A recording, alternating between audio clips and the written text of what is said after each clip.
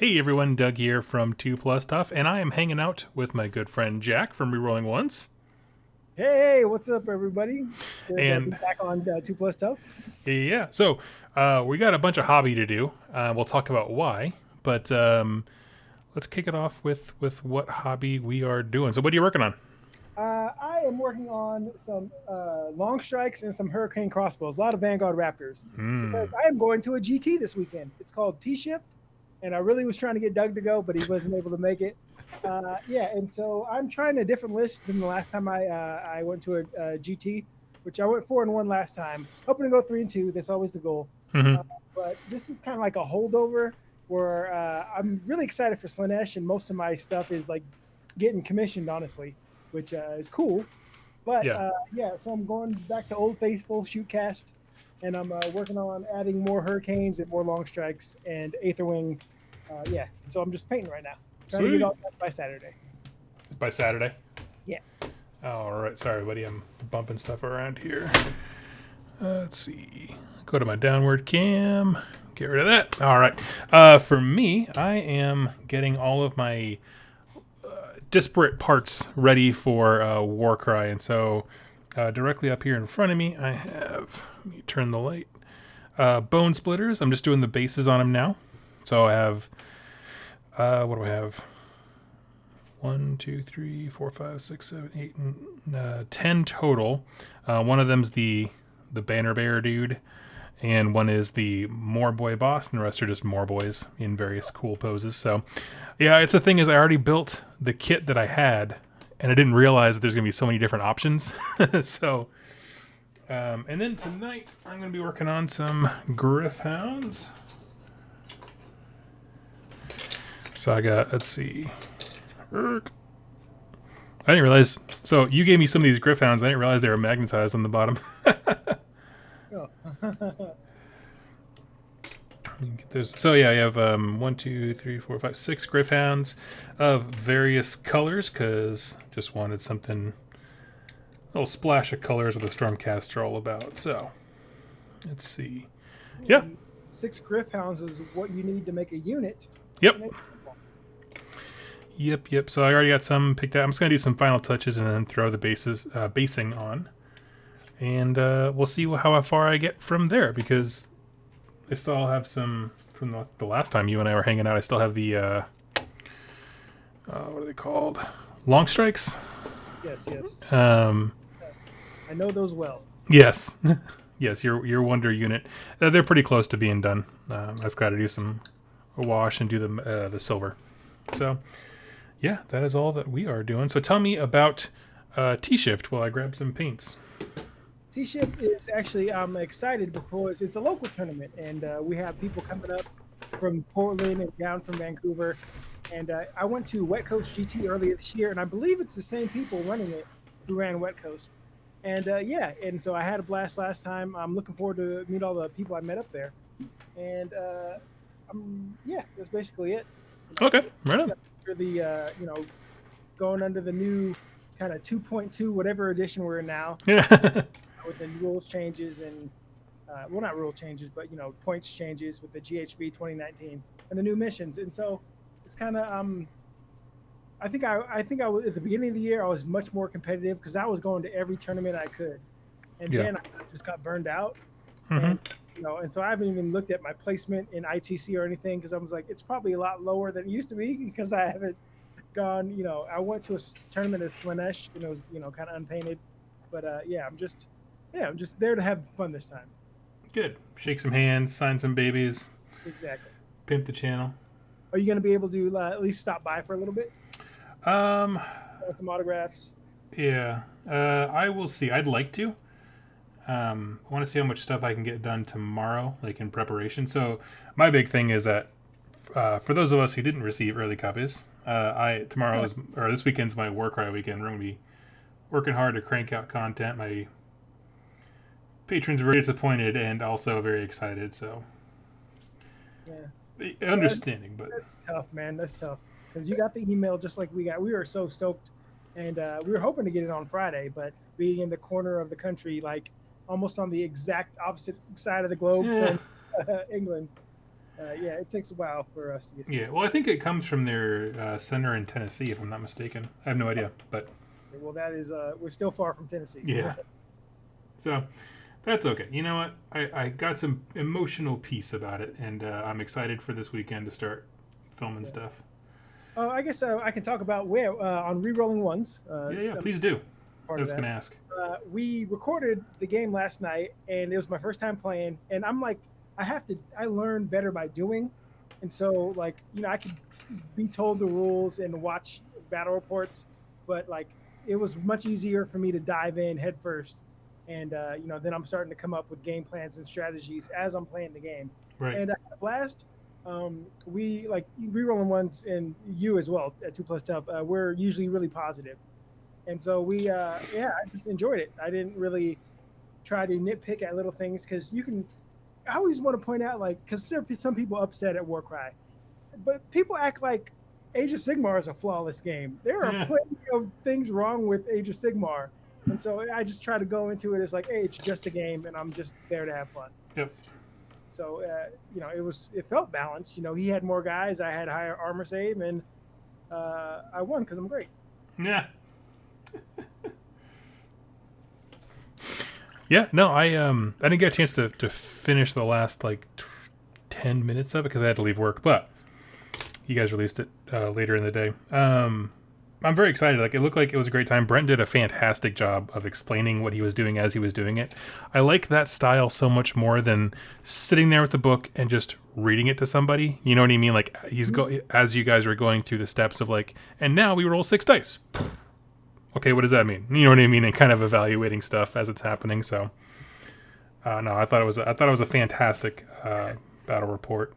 He did a great job, and I like that we were like, we enjoyed ourselves. We were being honest, because there are other battle reports out there, and they're clearly like doesn't still seem like they enjoyed the game. Yeah, yeah, and that's fine. It's not for everyone. You can be like, I don't like it, but yeah, I think there's some merit to it. I just dropped something. Magnets. Here we go. Let's see. Ben Hawkins in the chat asked, "Do you think you'll stick with Iron Golem, or are you gonna try a different warband?" The ones I can't remember the serpent ones' names, but I think it was Fang something. Anyway, I like that one, but my brother kind of picked that one as his, so that's why I went with Iron Golems. I do have a ton of Vanguard Wing Stormcast, so I'll try those. And so I don't know if I'll be like super loyal to one warband or whatnot, but honestly, I think I talked about this on Warhammer Weekly last week, where I'm more interested in Warcry as how it pertains to AOS, as far as like units and stuff, and like same way with Warhammer Underworlds. I'm like, okay, how does this unit work in AOS? Because I don't have a ton of free time. That's a lie. I have a lot of free time. I waste every minute of it. Waste a lot of time, but I'm like, I always think like I could be playing AOS instead of playing this game. But like, it's definitely a nice change of pace. So I haven't really. I'm also curious about the 2 unreleased warbands, like the Scions of Flame. Yeah. Yeah, the other one. I want to see what they look like. But as far as like visual, I like the snakes. Yeah, mine is definitely the Corvus Cabal, the one that I'm most excited about. Beyond that, I mean, that's as far as the new warbands go. I like all the models, but that's the one that really grips me.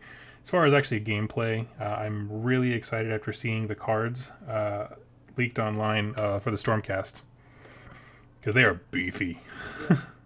And it's like I really don't care about the gameplay in this one. Honestly, I'm like, it could be. I'm definitely going for narrative. I love the fact that you can name your guys. And oh my gosh, yeah, and I think that's their goal, right?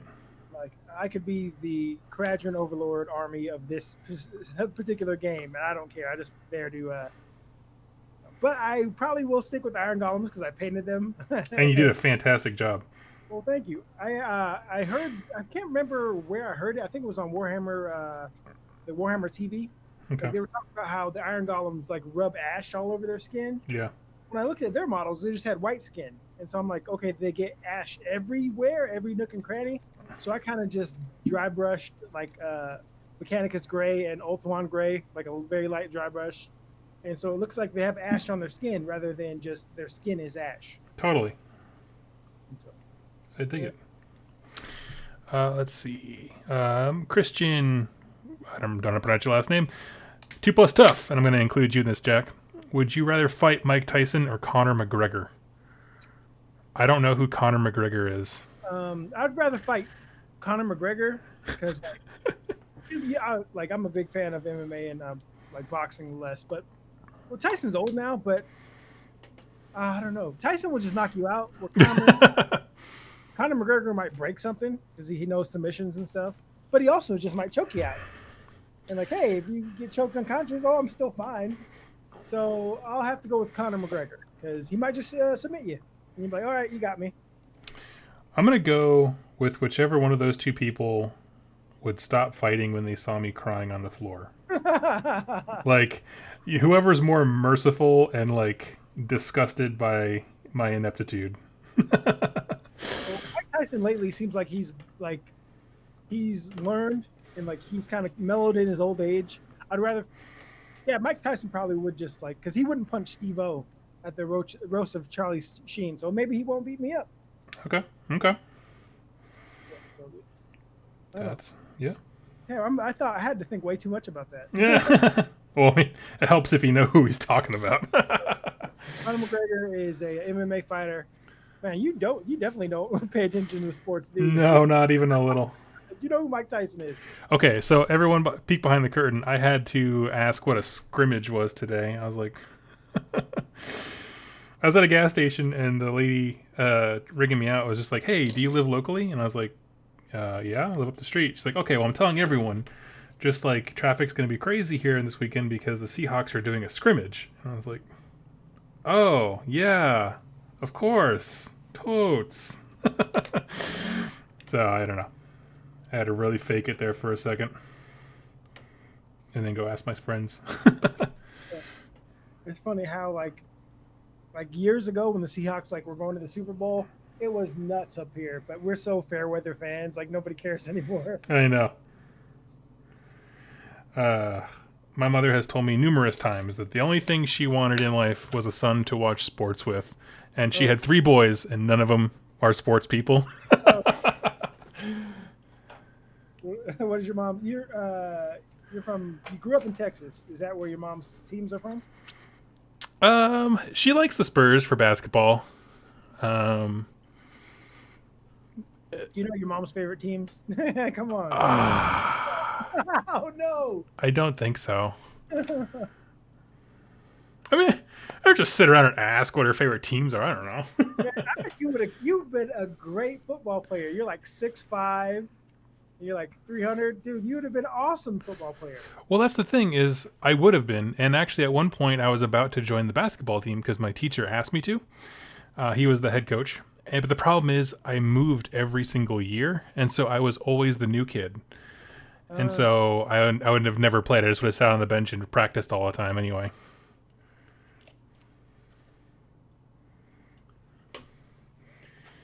So, I don't know. In a different life, I was a NFL rock star. You were drafted in the first round? Yep, exactly.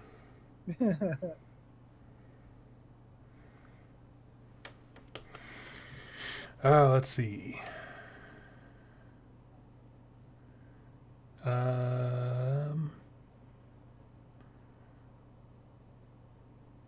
Zaku asks, am I getting back into Bone Splitters? I bought some, and then I kind of hit a painting lull where I was like, I don't want to paint a 2,000-point army of anything, and so kind of mellowed out there. I have a whole bunch of more boys right now is what I have a lot of.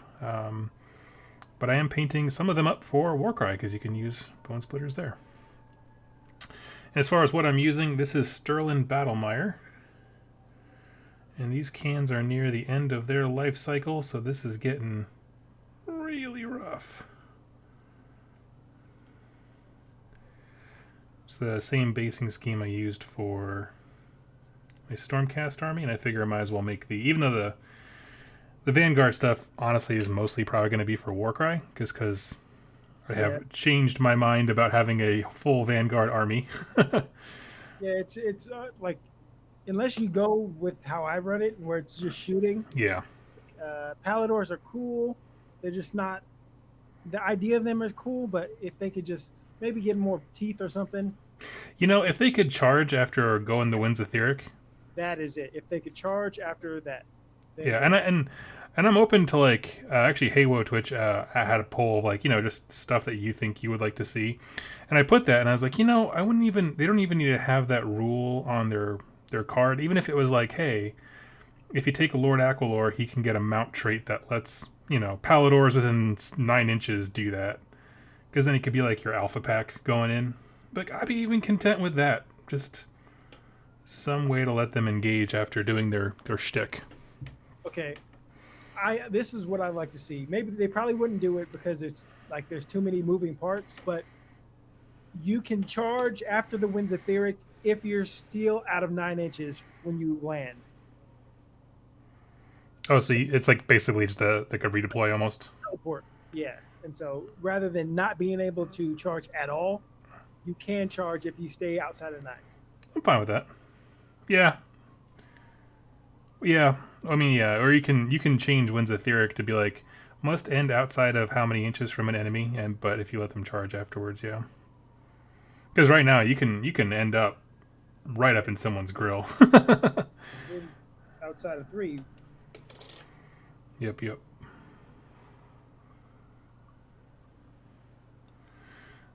Does it say you have to stay outside of 3? It technically does not. Because you can just ride the Winds Etheric into combat. I'll have to look at the war scroll. I don't know. I haven't looked at it in forever. I'll pull it up. I could be totally wrong. You have to be outside of 3. You know me. Hot takes. I try not to speak from a place of authority because I don't want people who are like, "Hey, but you said." I'm like, "Hey, man, I don't know." I do the same thing. I get so many questions of just like, hey Doug, I bought this start collecting box. Where should I go from here? And I was like, dude, I just talk about stories all day. I don't actually know how to play this game. I don't know. I'm not gonna tell you how to spend your money. I said one of those things. I know what works for me. Yep. It's like Pretty much, yeah. Like I know what I would do. yeah, you have to end your move more than 3 inches away. So Bummer. Let's see here.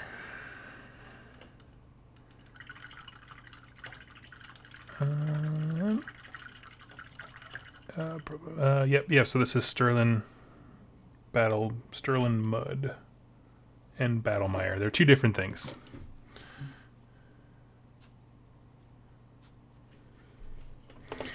Let's see. Will they release the new Beastmen models for Age of Sigmar as well? Yeah, so it's being released for Warhammer Underworld, and every one of those warbands has rules for Age of Sigmar proper. I think the leader of that's going to make a really good Beastmaster dude. Is it a shaman or is it a? I have no idea. It could be either way. I don't know. I think it looks well. You pull it up. I can. Give me 1 sec to finish this one guy. Pull up the Satyr elves. Oh yeah, we're gonna have a fun time. Yeah. It's like you don't want to be like I don't want to because somebody might like it and I don't want to. There's plenty of people who do. That was it's one of those things like when you look at the stuff they've released for Age of Sigmar and just the models they create for 40K now, it seems like that's a little dated. It just doesn't seem. I don't know. I think they've produced better looking models, like especially that cat, that chipmunk lion. It looks like a Pokemon. I mean, I feel like a lot of the creatures look like Pokemon. I mean, the Griff Charger certainly does.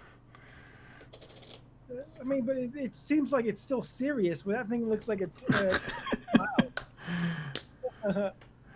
Let's see here. I guess the Griff Hounds look like that Muppet, Eagle Muppet. The what? The Eagle Muppet. Oh yes. Give me 1 second. I'm just clearing some room. And the new Blood Bowl team, like the skinks look like Muppet Babies, man. I like them. They're fun. Look like Okay. Muppet Babies. I'm like, what is going on here? Okay. Hi, everybody. All right, so here we are. Let me just make sure. Yep, everything's working. All right, so I pulled up the main thing on our screen. So I want to start off taking a look at the Beastmen guys. Oh, hold on, let me Oh, there we go. get this out of the way. Come on. There we go. Yeah. So yeah, I mean, it could be a shaman. The staff doesn't inherently look magic-y, and that guy is a plastic kit. I guess, is the Beast Lord a plastic kit? I think maybe he is. I don't know. Are those eyes glowing or are they hollow? On the staff, Yeah, I think they're hollow. okay. I don't know. It kind of looks like a shaman to me, just because it has a staff, and you don't, or it could be like a banner, maybe. You know, it might be. Yeah, probably is a shaman because he has like the sacrificial dagger type thing. Yeah, and he has like the belt with the different skulls on it and whatnot. Yeah, I'll give you that one. The Ungor looks sweet. Yes. Here's a gore. Yeah. Oh, okay. Omniphage said in the article that it's a shaman. Okay. And the Beast Lord's fine cast. Thank you. Thank you. Yeah. Yeah, those gore and what do you think that is? Do you think that is just a regular gore or a best gore?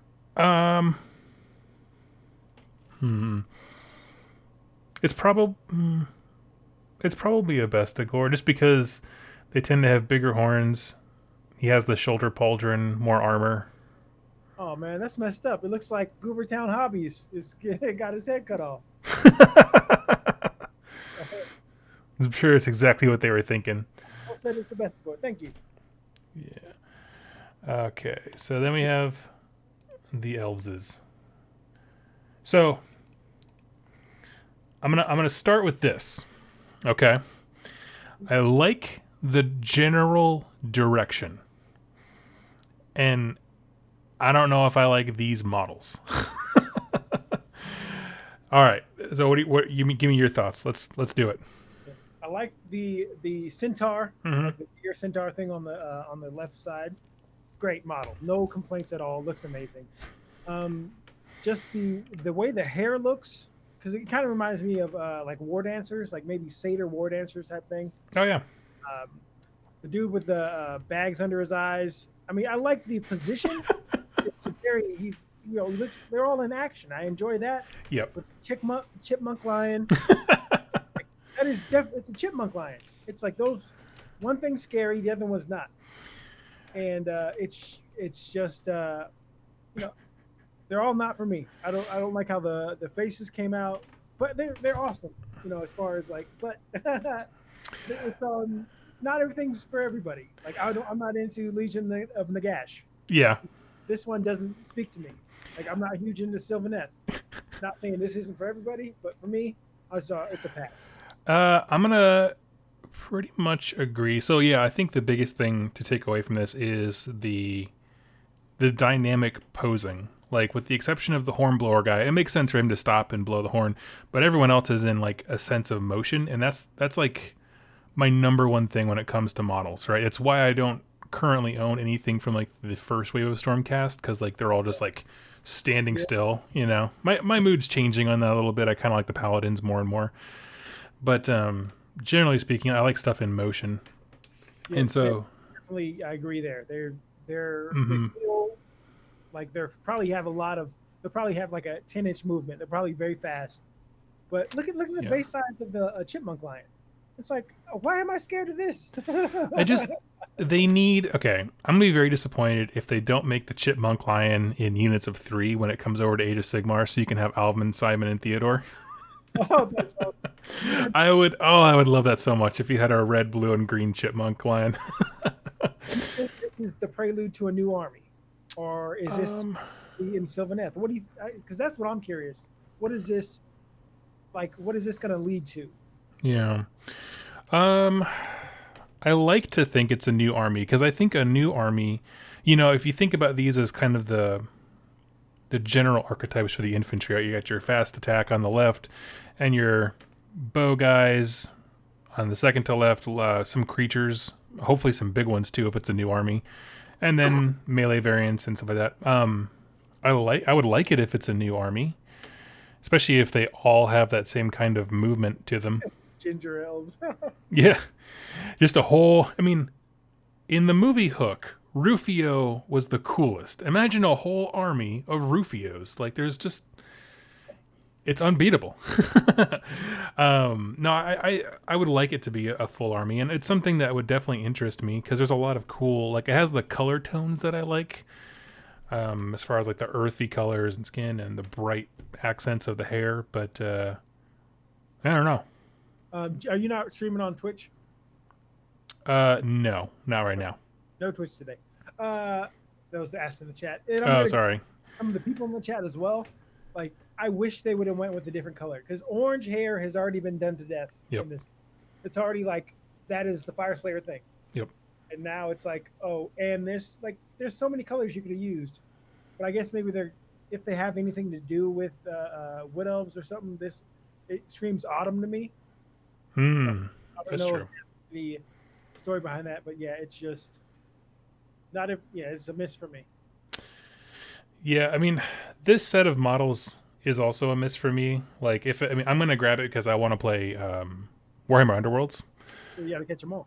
Yeah, exactly. Yeah, I mean, I use your Pokemon dead center right there, and stuff like that. So like, I'm gonna grab them. I'm gonna paint them. I'm just not sure. Like, I want to see it brought into a full army and see what it could look like as a whole. But I don't know. I don't know.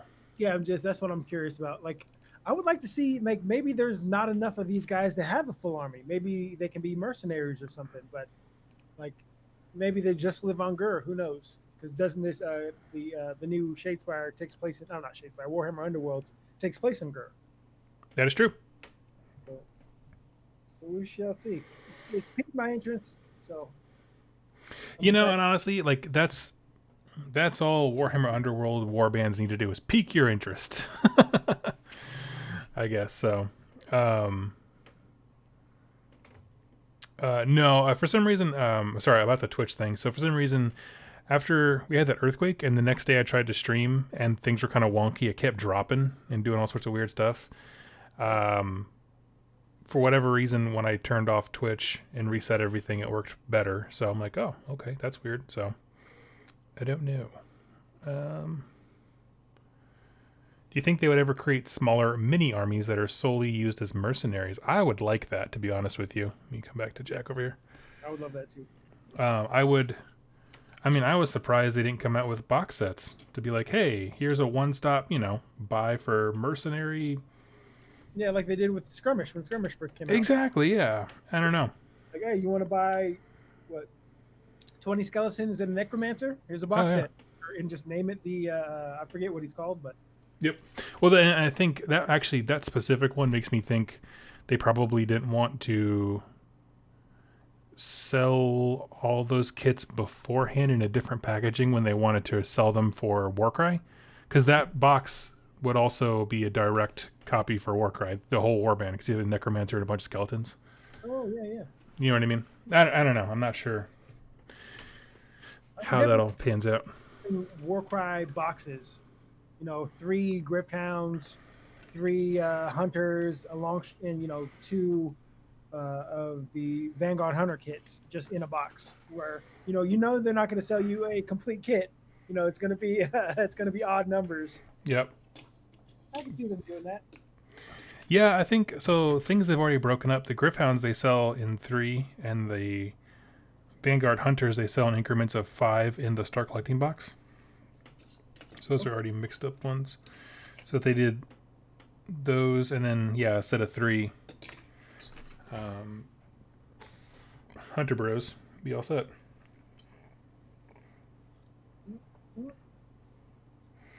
So what do you all have coming in on Saturday?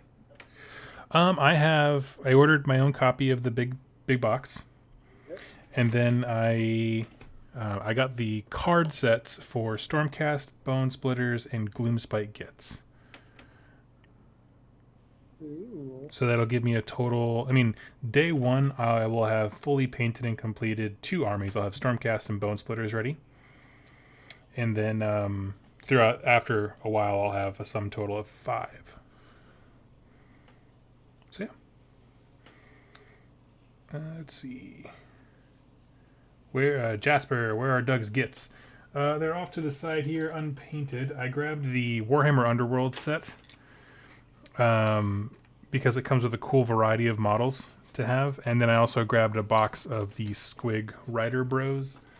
And I'm gonna wait to build those until the cards come out. I want that's the one where it's because it's a multi kit. I'm gonna hold off and like see how it works before I dive into that one. So yeah. Let's see. Give me 1 second. I'm just grabbing some paints here. I think there's going to be another announcement on Saturday, right? Yeah, there's some other pre-release thing because it's Gen Con, I think. Yeah, it is one of those things. This was a surprise to me. I didn't even pay attention to it. I wasn't able to listen to Warhammer Weekly yesterday, so I didn't even know about it. I know. So it's kind of like, hey, here's some models you might not like. Yeah. On a Thursday. Yeah. Yeah, I mean, there's some stuff that interested me. Like, I don't have any interest in the, is it called Aeronautica? Oh, yeah. That is the Imperialis, yeah. PW game. I am in no danger of playing that game. Like, you guys like ships, right? because to me, they look like, World War I biplanes fighting each other. I'm like, Oh, that's exactly what it's trying to be. I thought we're in the 41st millennium. I can't get no super ships. This seems like prop planes shooting at each other. Someone in the chat, can you tell me, did they used to have a different kind of flying game? I know they had Battlefleet Gothic, but that is vastly different because I know what Battlefleet Gothic is, but I don't remember there being like, I don't know. I know there was also a rule set where in the last edition of 40K, just to add more bloat to things and make it a harder game to play, they came out with like a phase of the game where like it's all the guys in the sky shooting each other. So it just added, it basically bolted on like a game of XWing on top of 40K. It's like, oh my god. I played 40K, but okay, can you attack a airplane with melee weapons? How does that work? If you have like a bunch of cultists and this guy has a plane, is it kind of like Age of Sigmar where you're basically hopping from stuff to stuff? Someone else can answer the chat. As far as I know, I don't think you can. I honestly, I don't play a lot of hover flyers. Yes, if you have the fly keyword. Okay. Yes, that's what it is. So if you are a flyer, you can attack, and that includes anyone with a jetpack. So quite a few infantry units can. Grant Michael, Aeronautica Imperialis was Forge World before. Okay, that's cool. I'm sure there are people who are excited about that. So what happens if Tyranids play like a flying army? Tyranids, isn't that like a melee army? No, they have a bunch of flyers. Oh, okay. They have a unit called Gargoyles, which is just like basically skinks with wings, and then they also have all their big monsters. The big scary ones can fly too, or at least have an option to buy wings and stuff. Oh, something we can bring up. I played my first game of Kill Team, and that is definitely a gateway drug for 40K for me. I could see myself, but I'm now, so I'm probably gonna put that because I borrowed Doug's what are they called? Death Guard. Yep, Death Guard. Doug's Death Guard, and it was cool naming them. I had like okay, I'm trying to remember the name. It was like Bloticus, like Pusakai or something like that. I was trying to get goofy name. I had a lot of fun. Yeah. Yeah, Kill Team was fun. And yeah, honestly, it is. Like, and the only thing I would say about it is there can be times where like you get locked up and there's just a bunch of negative modifiers, so you feel like you're rolling dice, but nothing's happening. But as long as both lists have a good mix of like shooting and melee, it's a blast. But yeah, no, it's pretty cool. I haven't tried any of the expansions for it yet, but I hear they're pretty fun.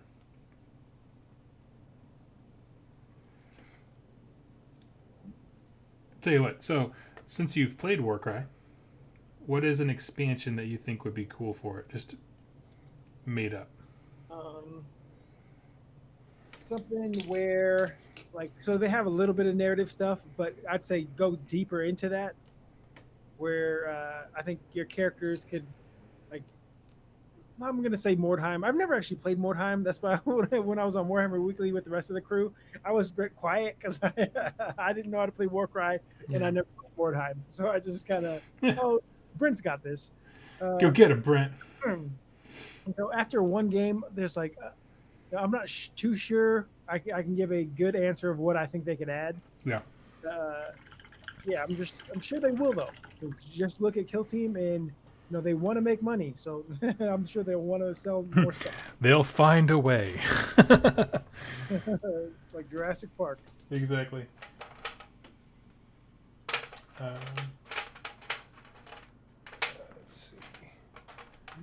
I know I've had I've been reading the rules for like just 2 days now or so, and I'm already coming up with ways to bolt on a few ideas. So like today on my lunch break at work, I was reading through. If you've never read it, you should really give it a read. The free online rulebook for Walking Dead miniatures game. And so, if you don't know how that works, basically, you have an opponent. So like it'd be like me playing against Jack, and we're trying to fight over resources. We have to go collect stuff. But every action we do creates noise. And so basically there's your opponent, and there's a whole bunch of zombies spread out in the middle of the board. And every time you make noise, the zombies come towards you.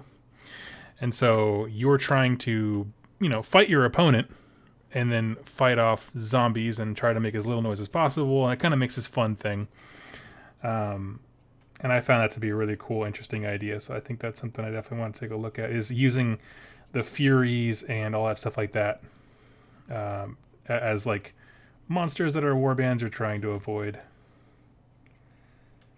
Interesting. So that's weird that you bring up Walking Dead miniature game. Yeah. I've seen, so there's Game of Thrones. Yep. Walking Dead. I saw a Stranger Things. Shu has a Stranger Things like board game, a miniature game. What would be the weirdest miniature game for a TV show? Like MASH? I would go for MASH. I'm playing Three's Company miniature games. Ooh, weirdest. Maybe. I don't know, man. I was gonna say like Dr. Oz, but that's not really the same kind of show. I got the Jerry Springer. Exactly. Yeah. You rolled a critical. That's a chair to the face. Like, you are not the father. Oh shit! Yeah. You gotta do some breakdance moves. I don't know, man. What would be the coolest thing? Simpsons miniature game. That would be awesome. We got Columbo, Matlock, Murder, She Wrote, where you play an old lady detective. I hated Murder, She Wrote. Oh my gosh. My grandpa watch it. I have watched. So I used to. I was a caregiver at a nursing home. I have watched. I'm pretty sure every single episode of that show. I'm sure I'd like it now, but when I was a kid, I watched wrestling all the time, and Murder, She Wrote came on at the same time as Monday Night Raw. And we'd have to watch Murder, She Wrote, and I'm like, oh man, what is Shawn Michaels doing? This is BS. I want to watch guys get really murdered, not talk about it. Shooters fighting Diesel. Obviously, she gets away with it. It's obviously her. Everywhere she goes, someone's dying. She's a serial killer, Grandma. Spoiler alert.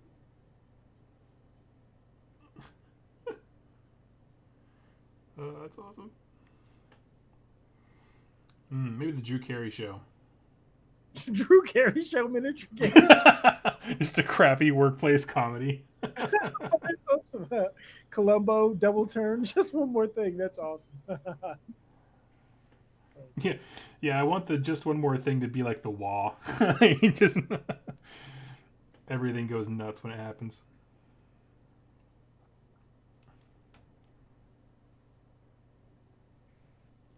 that's good. What do you? Okay, what is something nerdy that you? Because there's all of these different things when you get into nerddom. Like Yeah. I've seen every episode of Star Trek. Like that's one thing, but I've only seen every episode of Star Trek once. And Mm. so, like, some people know everything where I'm just like, oh, I remember that episode. But, like, I've never seen an episode of Doctor Who. And there's some people who are so into Doctor Who, and I'm Oh my just, gosh, yeah. I couldn't tell you anything. I don't even, I see the little, there's like a telephone booth or something, and Mm-hmm. there's a weird robot there. I don't know what it's like, but there are people who are super, super into it, like my cousins. And I'm like, never seen an episode. Do you want to? Nope. No, no, not interested. I'd rather play that Warhammer Underworld's Warband. Yeah, it. Most people who have messaged me on Facebook or Instagram are swiftly disappointed by the fact that I don't really care for Lord of the Rings. I don't particularly. I mean, I've watched all the movies. Harry Potter, couldn't care less. Doctor Who, nope, never saw an episode. Battlestar Galactica, nope. I mean, all these like classic nerd culture stuff. I'm like, I don't know. I've never watched an episode of Star Trek Next Generation. Oh my gosh. I know exactly. I'm like, what's wrong with you? I'm like, I know, yeah, it's that gut reaction of like, oh, seasons, but season 3 onward, dope. our friendship just took a hit. Yeah, yeah. What else? I don't know. I'm trying to think of other stuff that. What's some other super nerd things that are generally like. Never collected comic books. Never played an RPG. Like with friends and stuff. I came to realize like I like comic book movies more than I like comic books. That's fair. I read comic books as a kid and stuff, and but there's some great YouTube channels like Comics Explained and stuff. Oh yeah, I've actually just found that channel. It's wonderful. It's just like, oh, this dude's dope, and then that's how I got caught up. But Yeah, I like. When you get Age of Sigmar and creating content for Age of Sigmar, you kind of just like, all right, you kind of like shift your focus to that, and then you need to get a hobby from your hobby. Yep. Like Gundam Wings and stuff. Yeah, man, I've been on a bender.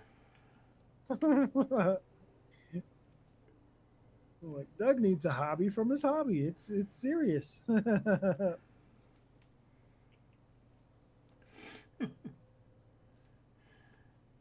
Yeah, I've been on a Gundam tear lately. Have you ever seen an episode of it? Yeah, I've seen several. I was all about it when I was younger, actually. That's one of my few things. Because it used to be on Cartoon Network, Gundam Wing. Oh, gotcha. And, I've seen an episode. Like, I had a buddy, you have these gamer tags and stuff. Yeah.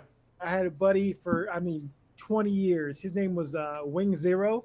Yeah. And I had no idea that he just took it from Gundam. I was like, that's a cool name. It's like literally like one of the main protagonist's names or whatever, code names. I was like, oh, that's not even original, dude. Come on. I didn't realize you were a lame nerd. Exactly. I thought, I was like, oh, that's a cool name. It's like, my gamer tag's Dr. Dre. Yeah, exactly.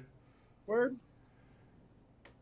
Your name's not even Andrew or Andre. Yeah, he's my favorite rapper.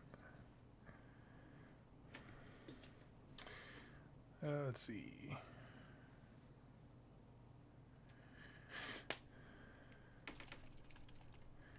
Mogwai Man Doug, put your shades in a dropper. I will. Someday. See, here's the thing. Putting everything in a dropper bottle is the same to me as getting a wet palette. I never think about it. And then when all of a sudden when I do think about it, I'm like, I got other stuff to spend money on. It's whatever. Nah. It's like I did it. Like I did, everything that Vince said to do, I did. And so I got a bunch of paints and droppers and stuff. And I'm just, after a while, I was like, I'm not going to win. I'm in no danger of winning a golden demon. What am I? You get happy with, like, you just kind of like accept where you're going to be. Or like I'm happy with it not being in there. I'm just like, it took more effort to put it in the dropper bottle. I was like,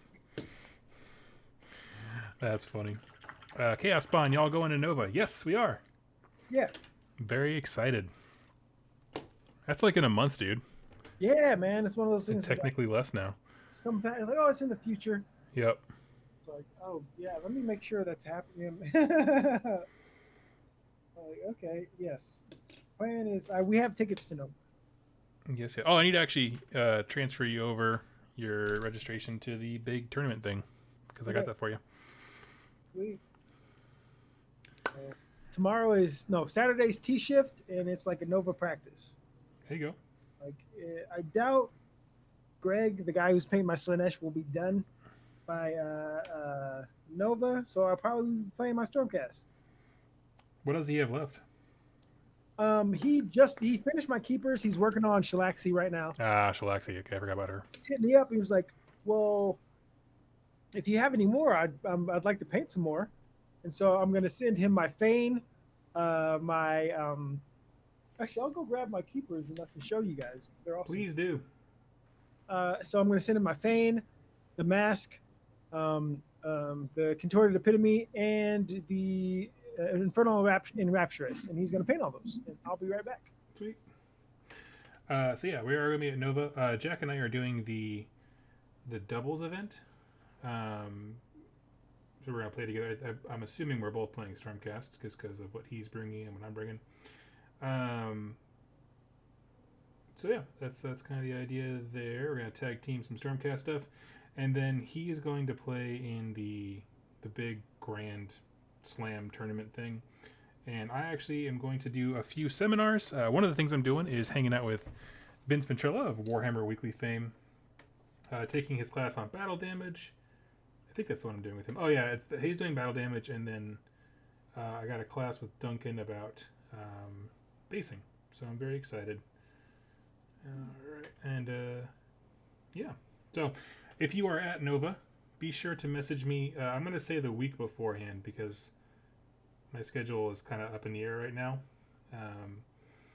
as far as what I'm doing there. So message me right beforehand, and we'll get something to hang out together. All right, you got some show and tell? Yes, I do. All right, so here is one of my keepers. Can you see that?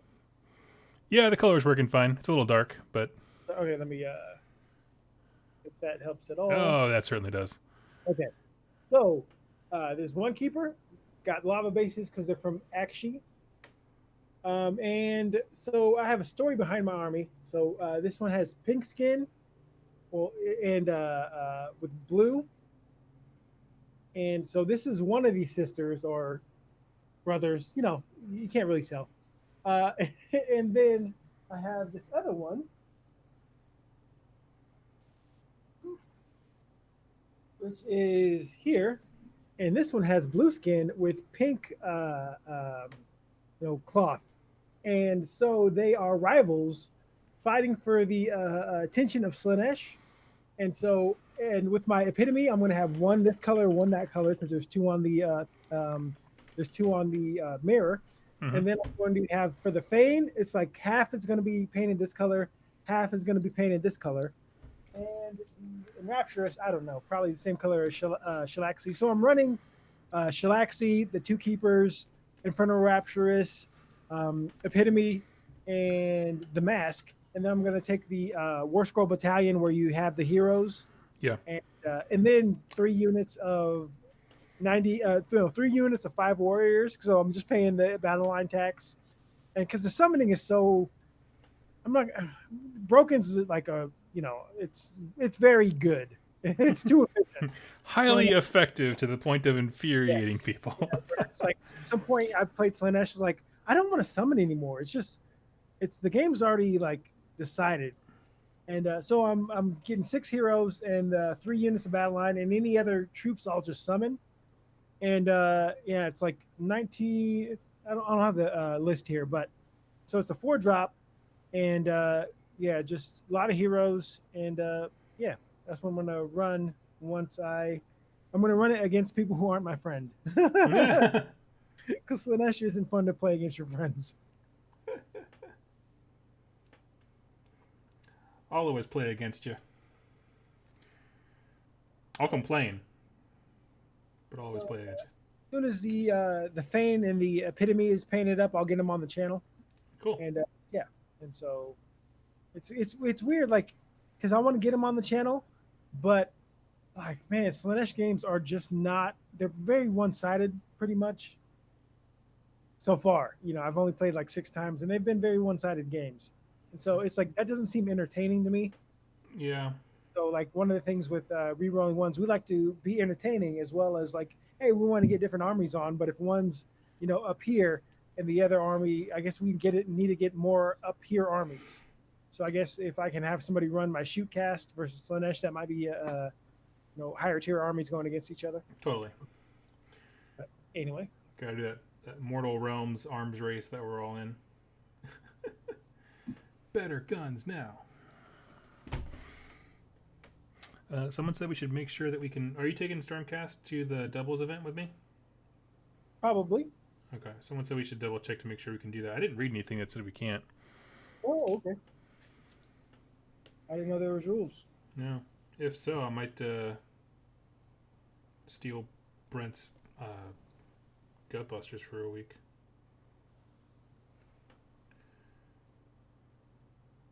But yeah. All right, let's do some. I know me and you don't like predictions. Well, what do you think's coming out on Saturday? What would you think was? Say it one more time. What do you think's anything coming out on Saturday? Oh, you mean like in the preview? Yeah. What I'd like is for them to expound more upon like the ogre thing that has like the Feast of Bones or whatever. Okay.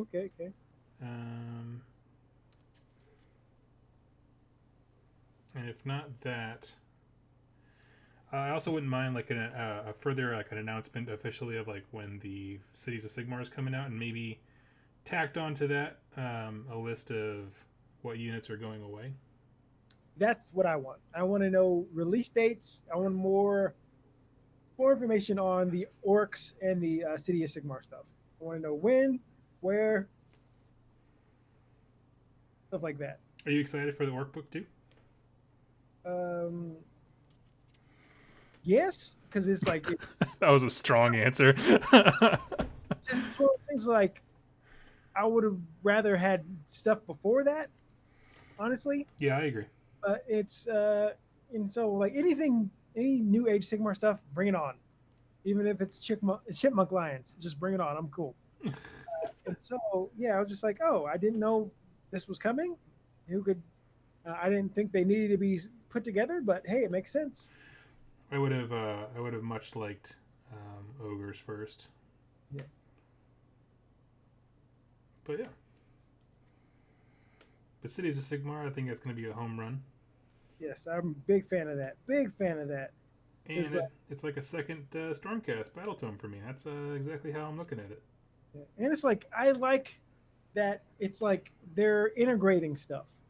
Because if you think about it, like it's like, okay, people wanted Free Guild, which was just humans, but like since the realm gates opened, it's never been just humans. That's true. It's always been stuff that's integrated, like elves and Durden, and all these people lived on Azir, and it's like it's not saying, hey, we separate by our races. It's like we're order, and we live together in these gigantic metropolises, and we're not going to be like, oh no, we separate by race. Sorry. So yeah. I'm excited for it. It's one of those things that like I really liked when I was reading or doing the lore week for Carriage and Overlords. You're looking at whatever army you're doing the lore week for. I have to own whatever army I'm doing the lore week for. Absolutely. Like these guys are great. I know. Yeah. Did you guys realize that Bone Splitters were actually amazing, even though I already owned them 3 years ago? So you're on your second loop. That's scary. I am. I'm even like staring down the barrel of getting more Iron Jaws again, just because I want. I would trade you back your Iron Jaws. I know, but it's like I don't know if I want the blue. This is. We wanted it in 2018. Yeah, I should probably just.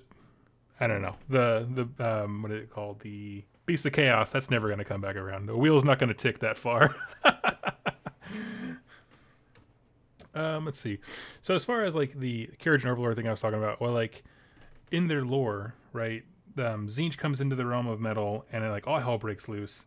And there's this sense of like they're refugees, take to the sky in a few boats, and they have to figure out, how do we survive like this now? Like, what does life look like? And I think it's a note that I want them to hit really hard in the Cities of Sigmar book lore wise. It's just like there is no human elf Duarden. I mean, obviously there literally is, but I mean in the sense of like how they perceive each other, like there are only survivors, right? That they were refugees from when things went to hell in the realms total, and have like figured out a way to work together. So I don't know. I like that. I like that kind of like desperation breeds camaraderie thing. And I want them to really hammer that note home. So yeah. Have you been reading Plague Garden? I certainly have not. I have spent every moment working on models or trying to get my groove back, as far as like getting, I don't know, I kind of hit a wall. I had mentioned that before in a video of just like, I don't want to paint, I don't want to build models, I don't want to talk about lore, I don't want to read, I just wanted to like play video games and just chill. But I'm coming out of that, so. Well, yeah, everybody needs a break. You can't go every day, you know. Everybody needs a vacation. It's true. So, but it's, you know, I'm glad it's over. With Rerolling Ones, it's nice. There's 3 of us. Yeah. Like Shu produced that video about the train. I'm like, that was amazing. Yeah. I didn't have anything to do with that. It was all him. Hey, that's great. And sometimes we'll, all film a bat rap. Like we have a couple in the can. It's just like, oh, it's nice to have other people to lean on. Where it's all you. He's a one-man wrecking crew who sometimes gets sad. Yeah. Yep. So it was a good little break, but I'm back. So good. Honestly, like the turning point for me was when I did the lore video for the Gloomspite Gits warband, the Zarbags Gits. Mm-hmm. I don't know. I was just like, I think I had just kind of let myself get wrapped up in getting stuff early, and so I was super disappointed when I didn't get my Warcry set, and it just sucked the air out of me. That's amazing. I couldn't tell. You know what, Jack? I can very easily close out your window and just be done. But you know, I had this. As if you can't tell, I complained a lot to my friends and whined a lot, and then I had this moment. Also in videos. And also in videos. Okay, no, I just said I was devastated and put the Tommy Wiseau gif up there. But I realized I had lost focus on, like, you know, man, it's been such a short time that I've actually been receiving stuff. It's like, I got nothing to be sad about. My people are awesome. My patrons are so supportive. Well, it sucks because you put in hard. It wasn't easy to get to 20,000 in. And when they send you an email saying you're getting this and you put the time aside, it's like, it sucks. Well, yeah, and that was actually probably what knocked the wind out of me, is because I had set up my weekend to do content stuff for it, and so then I was like, I have no plan, and nothing didn't sell. But everyone was super patient with me, so been a slow couple weeks, but I'm back in the saddle. Like honestly, like we had the discussion, like, can we give Doug our copy? No. Let's wait for his copy to get to us, but you never got your copy. So you guys got your. This is your first rodeo with the free stuff, so I wanted you guys. Don't even think about that.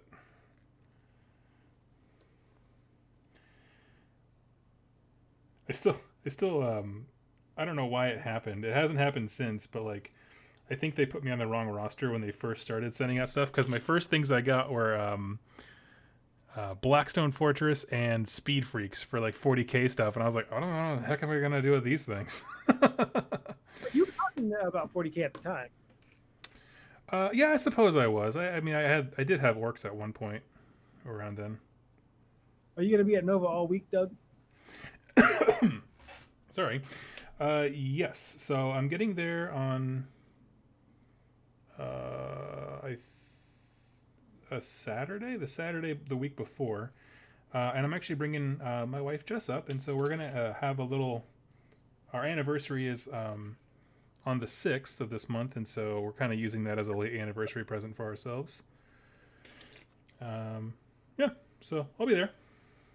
Won't be available until like Wednesday or Thursday, but she's never been to the East Coast, so we're going to do all the touristy things. Yeah, my plan is like to take. I have a 10-year-old and 12-year-old son, and to go with them to DC early, and so they can, I've never been to the Capitol. I'd like to take them to go see all the, the sites and get some MAGA hats and whatnot. Oh my God! And, Go on. then send them back when the tournaments and stuff start. Oh, that's cool. I didn't know you're doing that. Yeah, that's my plan. Okay. I know for a while you didn't know that you were going to bring them, and so you were like, hey, I want to hang out with you guys, but I don't want it to be like, why is that black guy in the background of every one of your pictures with you and Jess? Or it's just you in the background of... Oh my God. You guys are into? There's people on YouTube, the comments are right about you. Oh my God.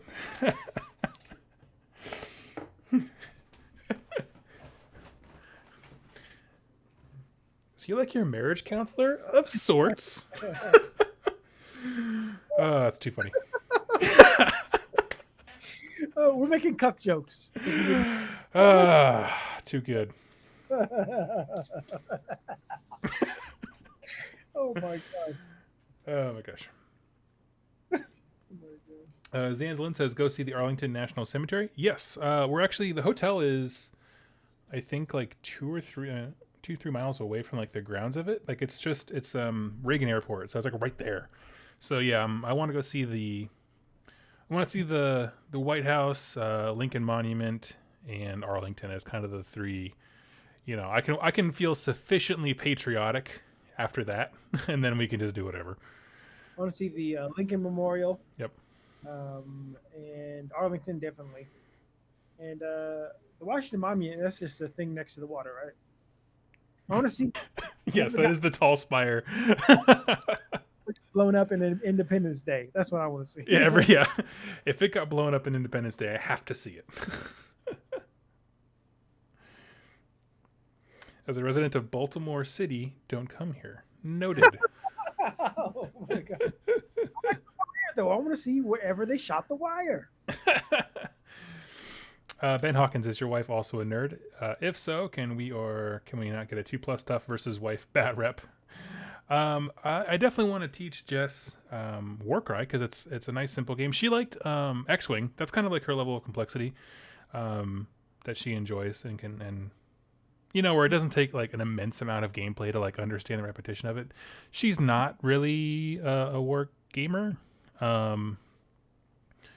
per se. I mean, honestly, her plan. So she's a writer, and so basically, we're gonna spend the first couple of days together, and then while I'm out doing my hobby nerd stuff, she's gonna have a little writer's vacation and just that's cool. Write books in the Capitol. That's all she wants to do. She just curls up with a book and a computer to write stuff down. Alternates between reading and writing. All you guys need to know about Jess is if Doug and her have a kid, they'll be like 7 foot tall. Oh my gosh, yeah, she's tall. 6'2" and Doug's 6'5".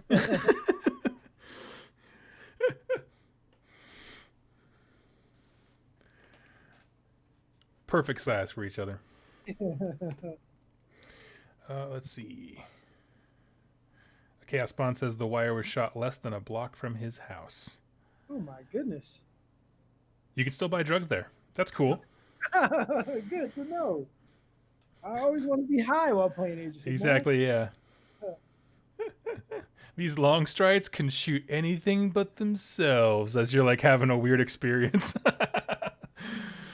Let's see. The museums are free for the most part. Okay, that's cool. I will check that out. Robert says, hey guys, I'm going to be working at Nova for Infinity. Sweet. I can tell you the monuments are close, but they will take a bit to get on the subway. Yeah, we're basically just going to Uber.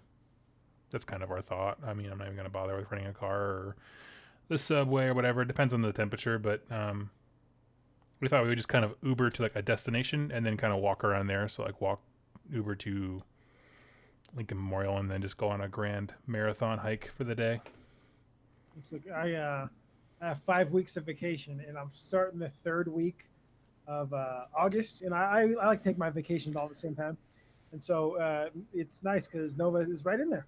Yeah. I will already be on break. Devin says MAGA means make actually great again.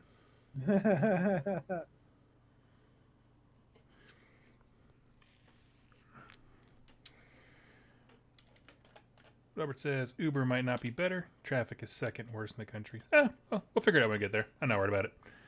I'm sure there's like a concierge can be like, how do I get here? And they'll figure it out for me.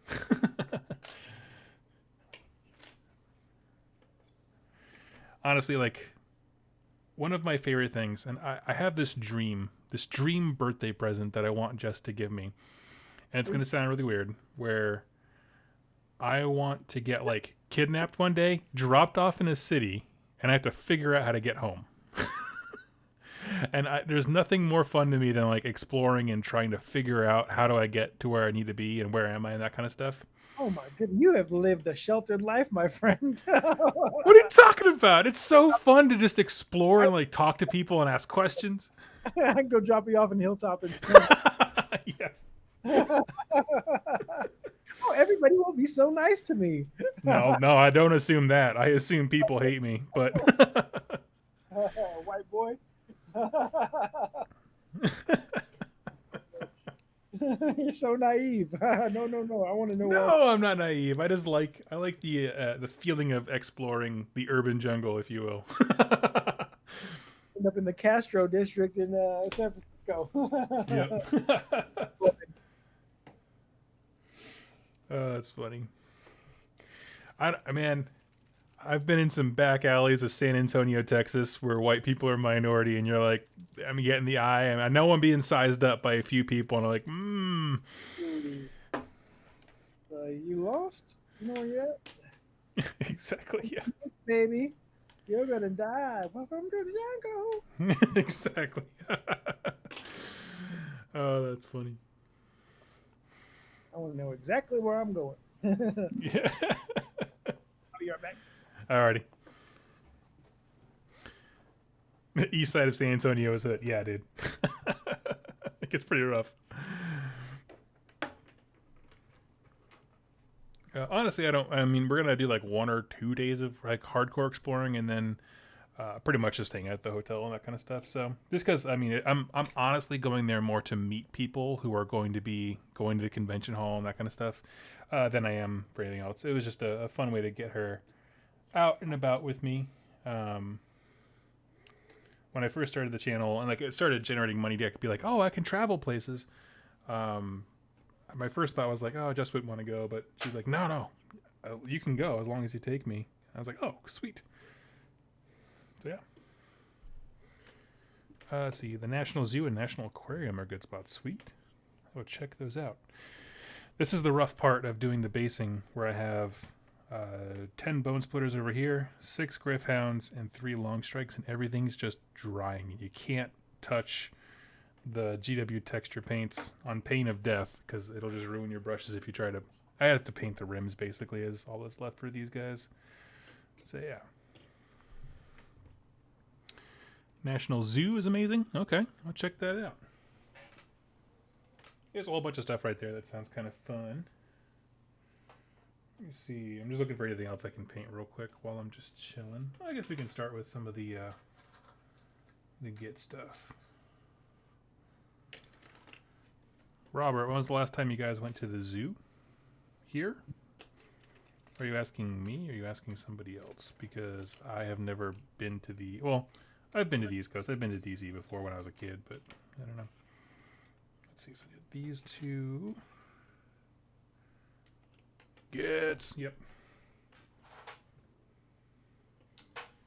Let's see. Grab orc flesh. You know, I was telling Jack at this game day that we were at last week that like Gloomspite Gits is just one of those armies that I go back and forth about whether or not it interests me. And so I'm kind of looking forward to Warcry being a way to like get some of the models and paint them up just to see if I like them enough. Oh, Gloomspite? Yeah. You gave me like almost 2,000 points of Gloomspite for free. I wish I would have known that. I wouldn't have offloaded them. Oh, that's fine. Who'd you Like, offload him to? Blake. Oh, okay.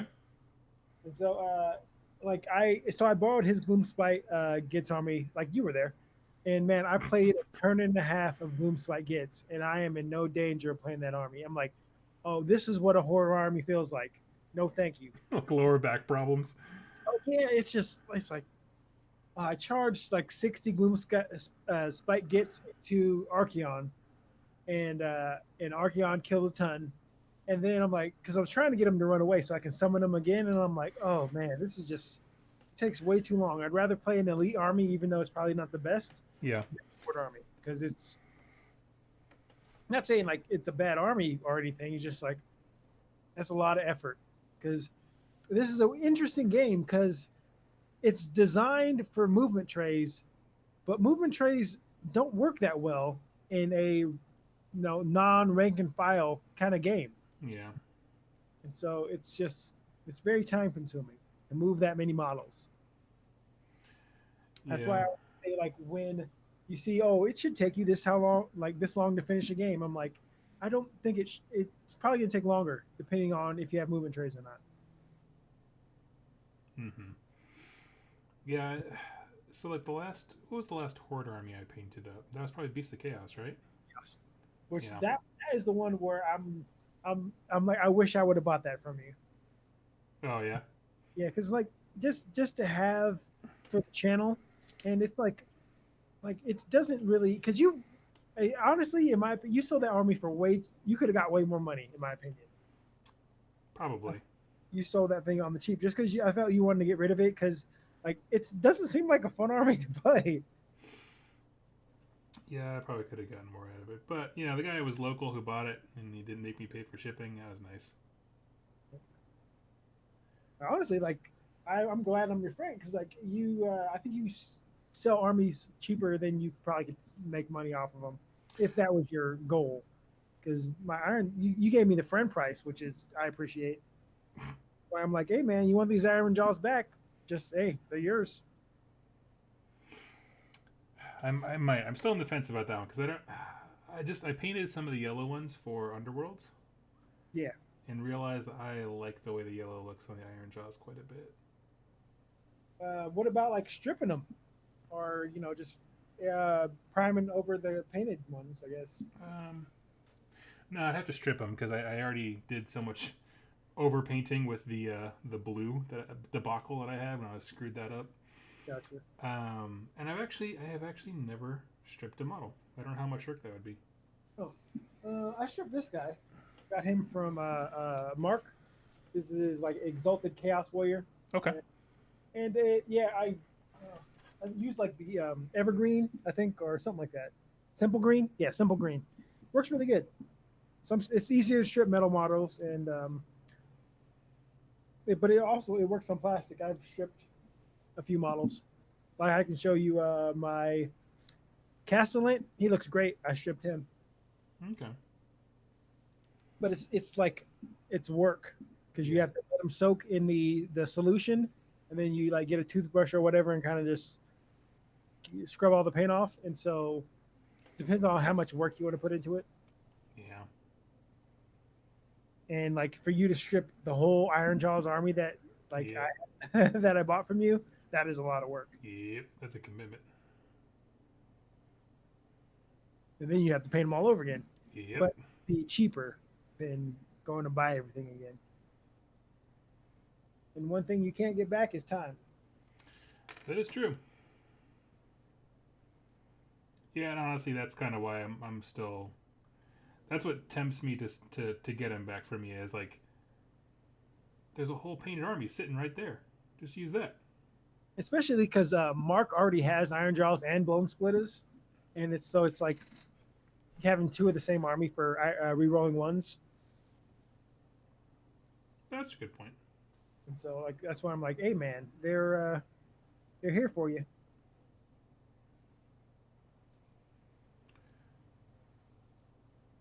I forgot about that. You can always repaint. It might be easier to repaint your Shadespire Warband It for certain would. because I mean they're right here if people want to see. Like I think they look great. Yeah, I think you did a good job on the bases. I think blue and orange are great colors uh, to match. Yeah, these look fine. I Hmm. think like the skin, I think could be a little darker. You want like of olive green with the orc skin, but it still looks good. Like, and so yeah, I actually like these better than the yellow. So Okay. Okay. Well, you're tempting me. Someone said the Florida Gator Brutes. That's exactly what they are. hey, the new rules. I think there was a GT last weekend, and they took third. Yep.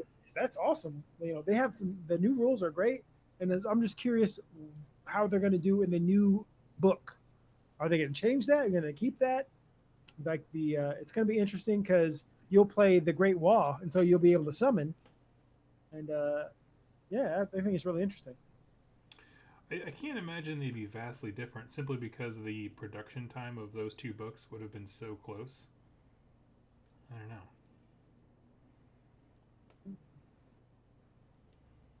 Do you think there'll be any new models? Hmm. Is okay. I think there'll be endless spells, but not counting endless spells or a terrain feature. Do you think there'll be any like playable models? I I don't would know. I a would new love it if they made some kind of bone splitter model with an AOS focus. yes, yeah, that'd be great. Just something. I mean, I want an AOS model, even if it's just a hero for all those old factions. Like I want a free people dude. I want I would love a multi-kit special character slash normal guy, like some sort of prophet of the wall or something like that. No, Something bone I thought you meant just a kit literally named normal guy. Like that'd be amazing. special character version. But like, so there's the Kurgus Cole model, right? Where I wish there was, because it's the same model. Yep. Where I like it when there's like a okay swap heads, like with what's this guy's name? Gordrak. Yep. Gorjak. Sorry, I didn't see Where what you were looking at. so this guy has different weapons, so he's not Gordrak, and like a different head, but it's the same, And there's like a mask that the Wall Crusher wears, where it's like, but it's the same model, but there's a couple of different pieces to make it the special character. I would like to see that for more stuff. Hmm.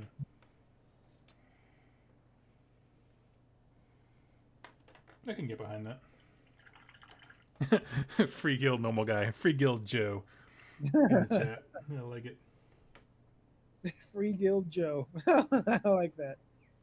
I wish there was a Free Guild Warcry kind of army. Just humans, searching Oh for yeah. normal, non-chaos worshiping human. So a guy who's not doesn't look like Arnold Schwarzenegger, just searching for treasure. Yeah, just some random guy just meandered into the city of death. Who's like, "What's going on in here?" They're going to put down heretics or whatever. Yeah. And yeah, I would like them. I've talked about this book before, and I only listened to the second one, the Collis and Toll. I think that's what they're called.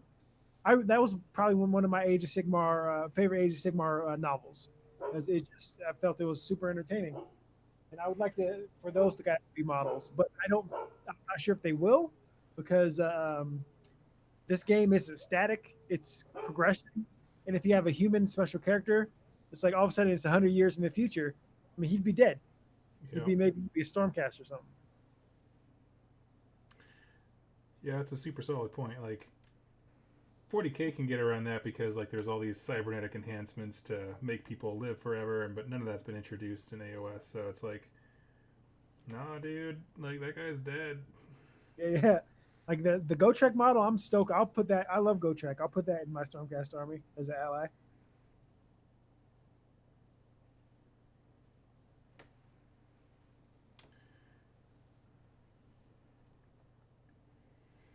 Just painting up a squig. These guys have so much detail on them. Oh, the long strike. No, the squigs. I'm waiting for the basing stuff to dry on all the other stuff. If people are in the chat and watching Doug paint, like blows my mind because I do these tiny, tiny little strokes, and Doug's like, wah, wah, wah, wah, wah, wah, wah. That's how he can crank out army so fast.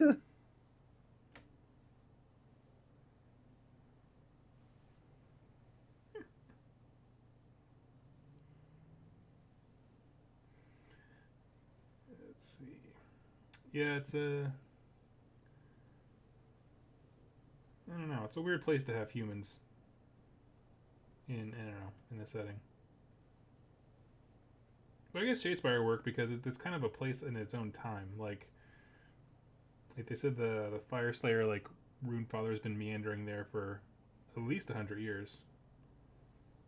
Okay. So Chaos Spawn would like to see a Wargog Prophet on a Wyvern, like a Maw Crusher Wyvern or like a Green Skins type Wyvern, because I would love to see it on a Maw Crusher. I love that model. Um, and what's up, Doug? How are you doing right now? And what's up, Jack? Hey, what's up, Hugh? It's good to see you, or good to talk to you. I'm painting Stormcast for a GT that is on Saturday. I got to get this stuff done. I took tomorrow off work so I can hopefully finish all this. Oh, sweet. And Doug is painting his Zarbag Skits. Yep. Yep. Trying to get a Gloomspite Gets Warband ready as soon as possible for Warcry. Which honestly, these guys are mostly just green skins and robes. Like, it really shouldn't take very long.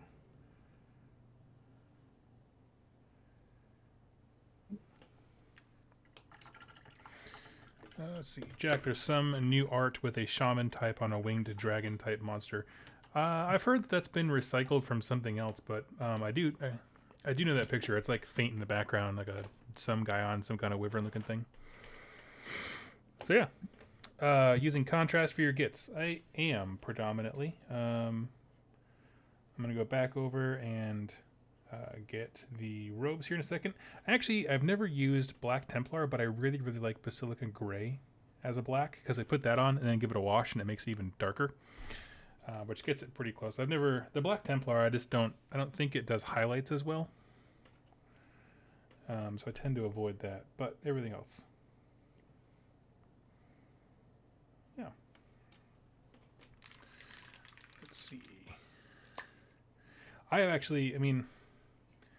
don't use contrast for everything, but I painted all the Griffhounds with it, and I'll put those on display sometime this weekend. And I had a really good time with those. Those are fun. But yeah, I like it. It's a good product. I don't think it's as life-changing as they said it would be, and I'm a little disappointed at the lack of tutorials. You talk about contrast paint? Yeah. Yeah, it's another tool in the toolbox. It's like I probably wouldn't paint a model only contrast, but it's great as far as like, so my long strikes are, the stuff I'm painting now, the green on it is all contrast paint. But yeah, it's not, it's just another, it's, yeah, I don't think it should replace all your normal paints, but in addition to, I think it's good. Mm-hmm. I agree. Yeah, I mostly use contrast for... I consider it a shortcut for base and wash. Yeah. And then I build up highlights afterwards. Yeah, I'm not very good at skin, and so I love contrast for skin. Oh yeah, the Fire Slayer Flesh one is just straight money for me. I have used that a lot.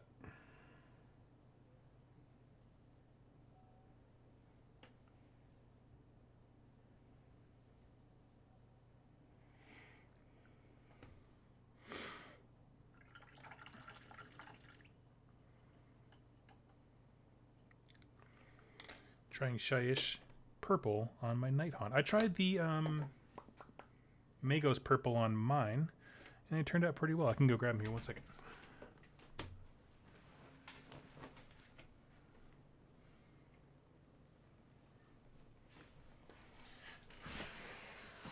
Okay. Yeah, so I'd hold it up here in the camera. That's a little too harsh. But yeah, it fades from the Magos purple, which is like a pink purple type thing, and then fades up. I thinned it out a bit, straight into Apothecary white. So as the Briar Queen. So yeah, they're pretty good. I like them.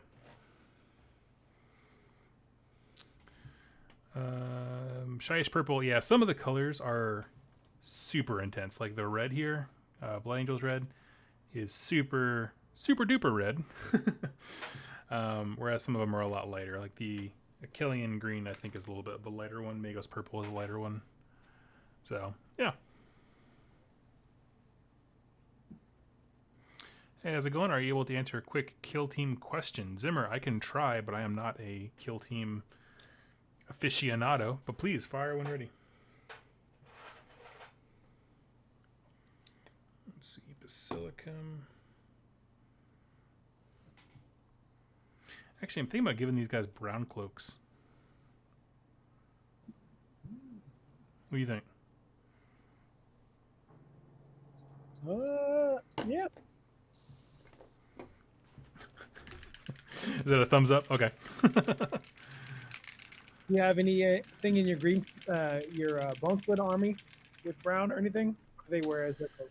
No, they do. I mean, they have pelts. Those are all. A lot of those are brown, like belts, pelts, fur, and stuff like that. A lot of them actually have like these scales, and so I used Achillean green on those. I was just about to say that. I was like, do you have Achillean green? Because that is my favorite color. Oh, really? I love me some Achillean green. I could do that. Yeah, why not? Let's do it. It would definitely be vibrant, where brown is definitely, it's like a leather, kind of thing, where it's going to pop if it has the Achillean green. And it might, like, if you do take them as allies, which I think Bone Split is, it would be like they match kind of thing. That's true. Let's do it.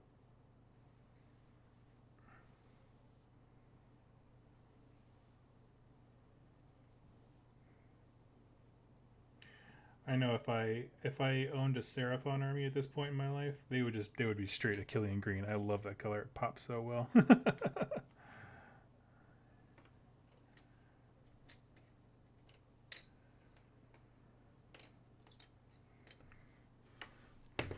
Okay. Question: would I be able to use a boxed commander kill team, AdMech, against Elite Box Thousand Suns? So, I mean, as long as you set your points total to be a point at which you can fit your commander and they can fit their kill team, I don't see why not. I mean, all those things do is just add units to your roster.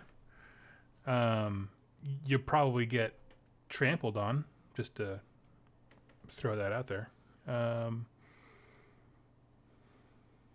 Yeah. So I mean, I don't see why you couldn't. Like, but I mean, some of those work really well. So for example, the commander box for Tyranids is like the uber massive melee hero, and he is a wrecking ball all in one. So I don't know. He can definitely go toe to toe with most things.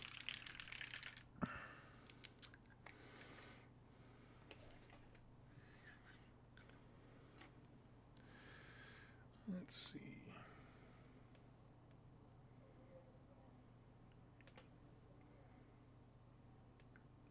Are you working tomorrow, Doug? I am not. Oh, nice. I am, well, sort of. I mean, on Fridays, I work for the patrons, where I'm basically it's going to be prepping intros and getting channel art ready so that the second I have Warcry stuff, I can just start working on units and junk. Are you done with your Sylvaneth stuff from the new book?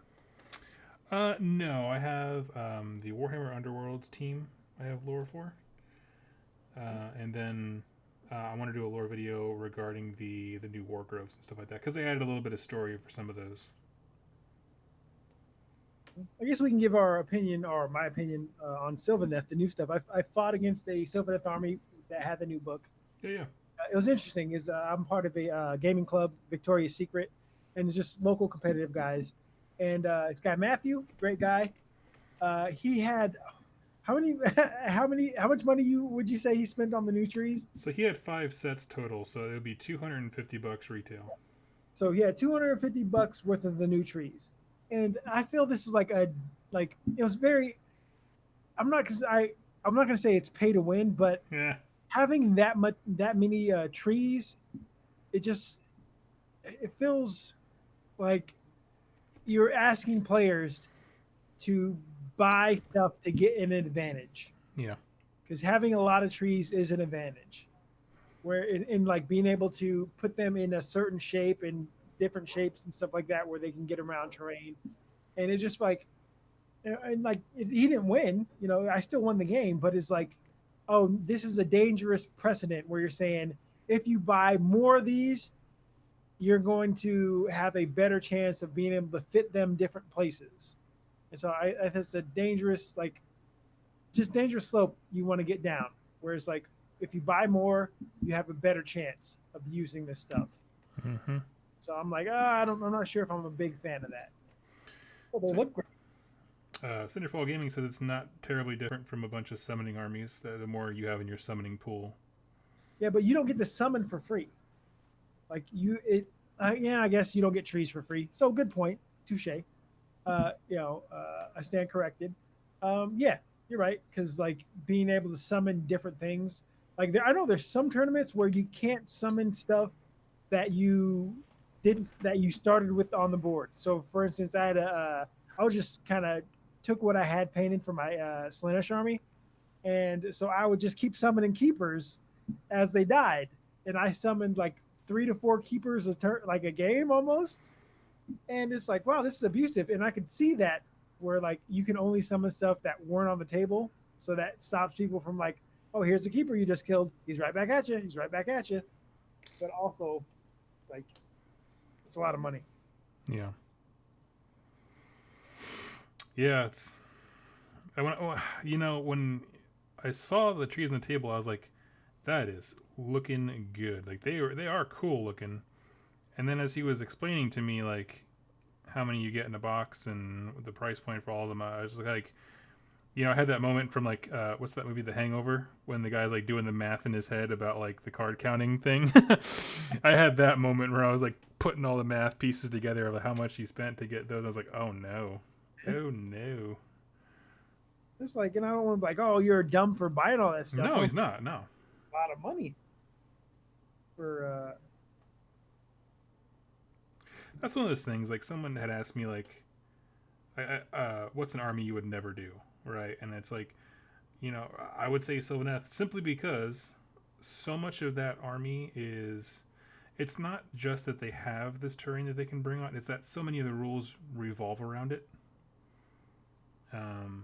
Yeah, that's true. Like, you know what I mean? Like, oh, this guy, he can do better attacks if he's in a Sylvaneth Wildwood, like that kind of stuff.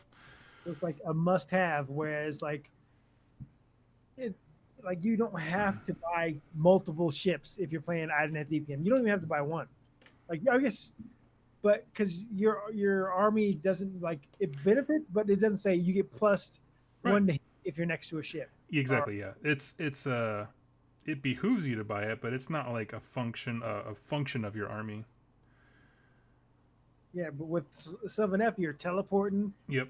Getting better hits and better saves for certain units, and so it's like it's almost a requirement. And now you're establishing the more you buy, the better you're going to be. So, but also don't play 7F. Well, if you don't like it, don't play them. I'm like, all right, you're right. Charles says, we know what Doug's next army is going to be.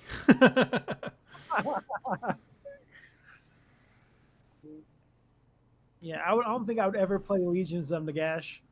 That's one that just doesn't do anything for me.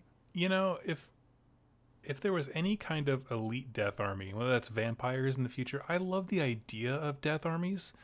I don't like the skeleton models. I don't want to do a bajillion of anything anymore. I'm kind of done with hordes.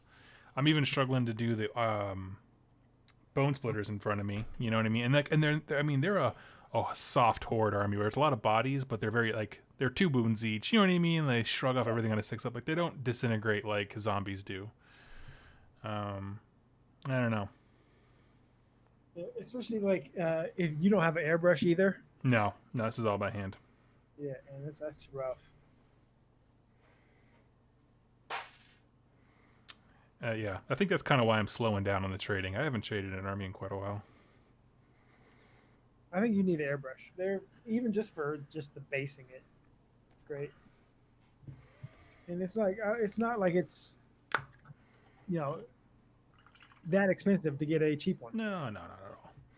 No, I feel like something always comes up whenever I'm shopping for an airbrush, like you need a new tire or the brakes need to go out, that kind of stuff. Like,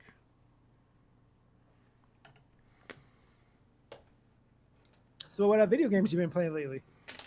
I have been addicted to the game Prey, and I'm super.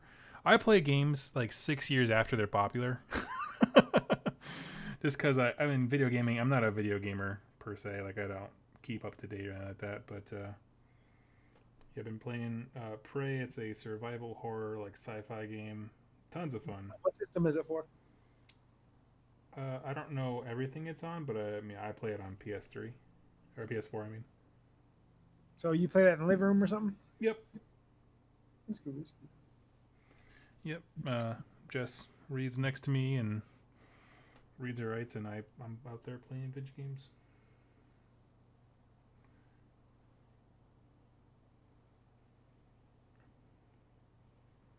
But yeah. I've been playing more of that Chaos Band game a little bit. Yeah, I what you got think? great Unclean One boss. It's so weird. I'm like, dang it. 'Cause I've been playing on like super hard mode or whatever. Yeah. I mean, that sounds awesome. My thing is, just whenever I'm at the desk, I just never seem to want to play video games. Like, unless specifically you text me, you're like, hey, do you want to play this? Like, I have several games downloaded. I just never think to play. I usually fall into a YouTube rabbit hole and paint something or. Yeah, usually it's Total War because I'm painting and playing. So I'll like paint, then do my turn, click turn, and then go back to painting. Mm-hmm. That's a good way to do it.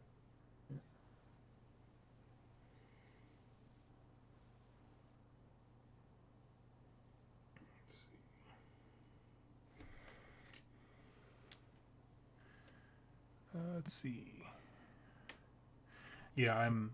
They're talking in the chat. I am definitely a person who just goes out and buys old games just because I can. Like, I started at one point replaying Fallout New Vegas. Love it. It's one of the best games ever. Are there any AOS YouTubers you really like? Ooh. Well, I have to kind of put how good I think my content is aside, lower the bar, and then no, not at all. For me, let me see. I can pull up the channels that I actually listen to. Let's do that. Let's explore Doug's YouTube. Oh, we got a question. I'll read it out. Jackie, do you have a favorite non-major SCE Stormcast? So no hammers, Vindicators. I would say Vindicators are favorite. I run Anvils of the Helmhammer because the being able to attack and shoot in the combat phase for a command point. I think they're really good. But as far as lore, I like Hollow Knights because like most of the audiobooks are from their perspective. So you kind of get get to follow Tarnus and who's the guy who came back to from Nurgle? That's him, Tornus. Yeah, that's right. And so I like them, but I don't like their rules. So Anvil's a hammer for rules, and I think they look cool under black. Yeah, Gardas, that's a good one too. And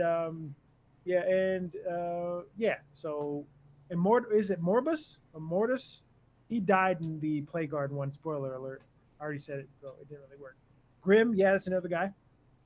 So I definitely like Hollow Knights, but as far as playing, I wish they would come out with more special characters for specific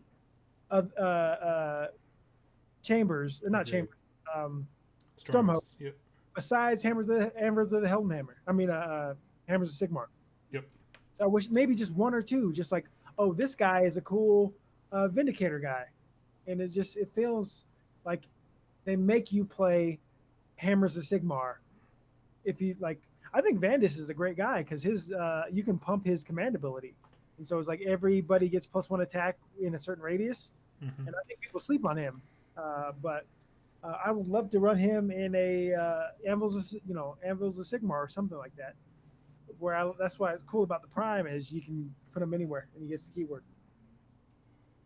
The Prime might be on the Anvils of the Hell and Hammer because you could attack with him in the hero phase, and he's beat stick. Yeah, he's mean. He's real mean. He can't take a punch that much. He has low wounds, but attack with him twice, doing 3 damage a pop. Yeah, I have found that if he makes it to the target, which is typically the hardest part, he'll kick some teeth in. He does pretty well.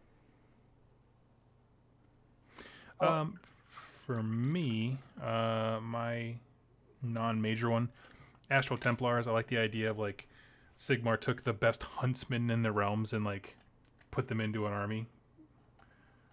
Because sometimes you just need a guy who can get something done. You need a woodsman.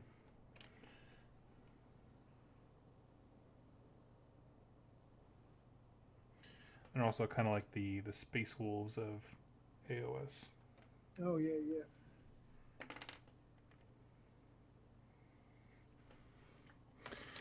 Yeah, as far as the YouTube stuff from the question before, the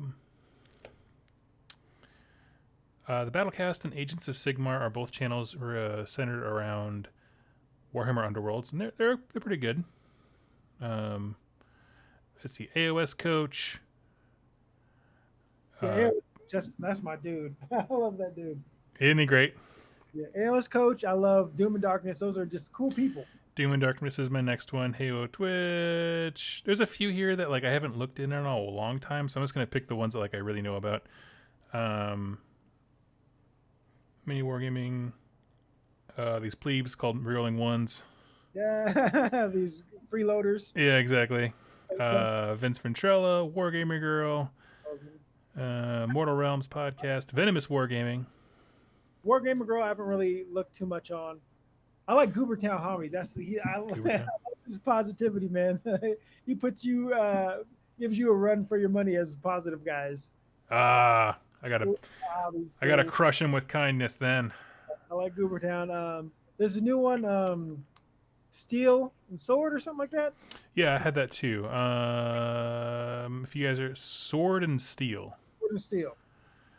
which is nice because it's just like it eliminates the sausage fest. Like, hey, it's nice to get different people, different looks. So I like that. Yes, these are two very well-spoken young ladies who I assume they're affiliated with a store. You said. Yeah. I think they have a store because like they actually leaked leaked. I hate that term. They put out the cards for Stormcast today. You hate all gamer lingo. I love it. Shenanigans. I hate just like this weird words people use for gaming. But I'm like, yeah, you're not supposed to leak that stuff. I hope they don't because GW tells you what day you can release stuff. And like, I think they work for a store. And so I'm like, oh, you're not supposed to show that off yet. So I hope they don't get, we're kind of dry snitching on them right now. But yeah, it's like, oh, you're not supposed to do that. That's okay. He tells you right away, hey, don't release this until Saturday. Yep. No, exactly. Yeah.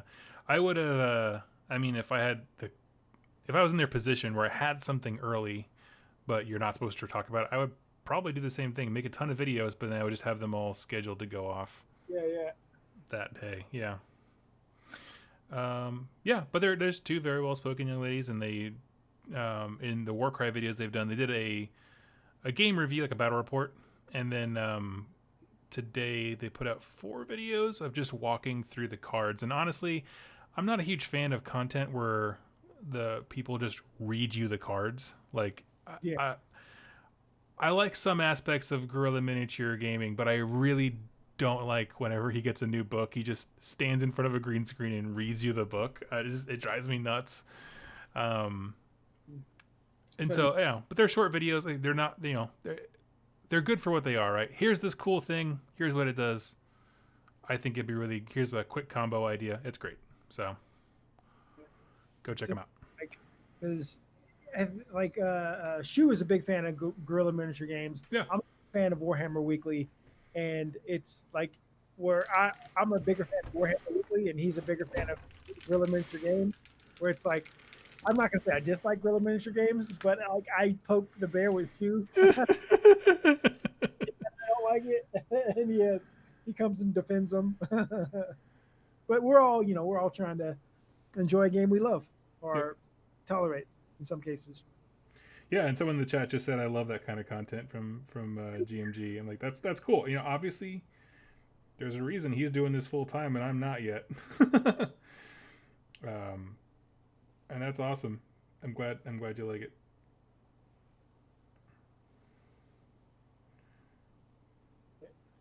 For me, my stuff has always been more centered around like, does this add value? So like, I'll read the book, and then we're just going to discuss like who's it for, who would get the most out of it, that kind of stuff. Yeah, it's interesting with like there are so many different types of gamers. Oh my Because gosh, yeah. if you watch some people, you would think that it's match play or die. It's like there's Mm-hmm. no way to play this game, and where I'm like, no, I'm definitely more. I dip my toe into match play or in like competitive stuff, but I'm way more casual, and just I want to show other people like, oh, it's okay to just enjoy playing the game, and like feel frustrated when you get stomped, like and you're realizing, hey, it's not always balanced, and sometimes you want to talk with your opponent before you play. Like, okay, what are we gonna do? Are we trying to have fun? Are we trying to go competitive? What are we doing? Mm-hmm. I think that's something I've always thought you've done really well as far as balancing. Because I mean, you're a teeth kicker competitive play when you want to, Yeah, but I know that you also really enjoy the narrative stuff. So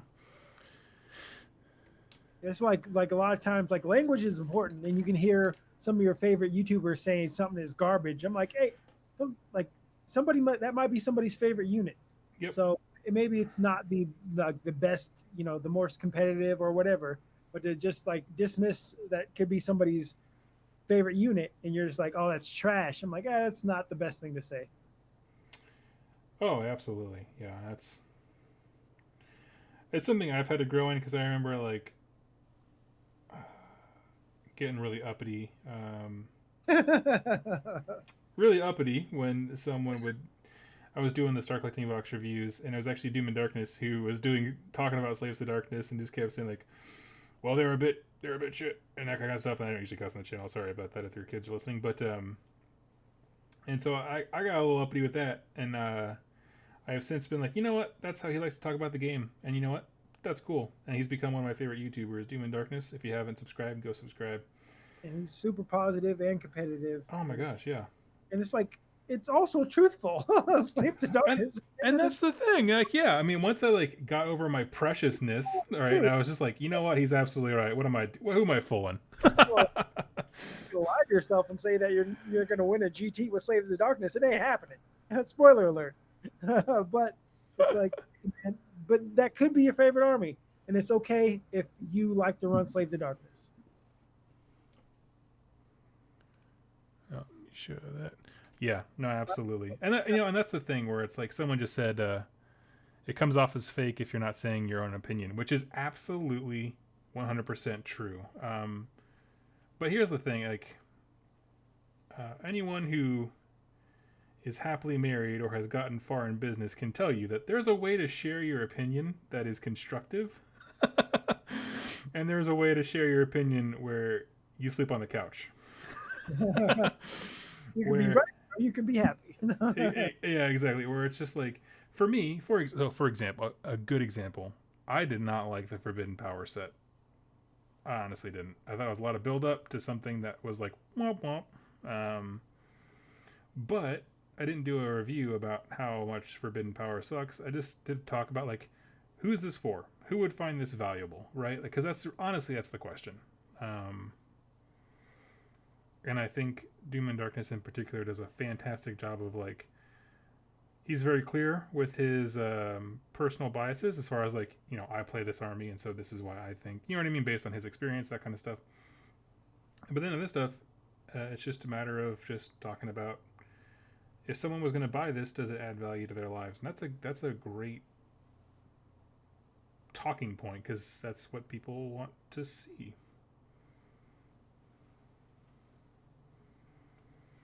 Anyway, sorry. That was a tangent. That was a heck of a tangent. But also, like, you have to realize, like, not every, like, okay, going to we'll use Shootcast as an example. Yes. If I listened to podcasts and whatnot, I would have never ran it. Because everybody was telling me that long strikes are garbage, this is garbage. If you're going to run Stormcast, it's evocators and sure charge, and that just didn't appeal to me. It wasn't what I own, and it was crazy because I was winning tournaments, and I'm like, well, am I supposed to not be winning these tournaments because everybody's telling me not to run this? And now it's like, okay, people are taking it more and more, and it's like a thing. Of course, it's not winning stuff, but it's winning. But Yeah. it's not top table or it's up there. But it's like, oh no, this is the better way to play him. But I'm like, but you told me that it was trash, and I just had the feeling like, but I'm winning. You know, I've won multiple tournaments, Yep. but it's like, okay, sometimes following the crowd isn't I don't know where I'm going with this, but I'm like, hey, I was right, and I put it on the map. Yeah, well, exactly, and it's not good to just always listen to people. Some opinions are helpful. I always remind people. The month before Flesh Eater Court's new battle tome came out, somebody won a major GT with them. Like this book that had been languishing in obscurity for forever. And you're like that nobody looked at. And obviously, that doesn't mean every army is equal and there's just a hidden gem you have to find. Some are really hard. Like Carriage and Overlords are fundamentally flawed from their base design. But then again, what was that Australia Yep. that they did really well in? Yeah, he So just took. honestly, it's like a lot of it's the player. Yep. So LVO 2018. Thank you, man. Magua man, you're on a stat. I'm a stat guy. Sure wasn't 2019. Well, I don't think so. LVO this year was Flesh Eater Courts. Was it? Yeah. Because Flesh Eater Courts came out this year. Hmm.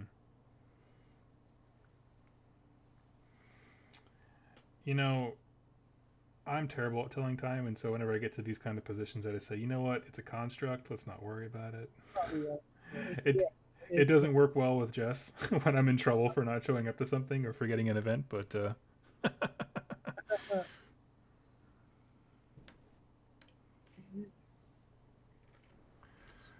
let's see. Anyway, I think to put a bow on that, I always encourage people, be honest, but you can be honest in a constructive way that doesn't demean what other people are interested in.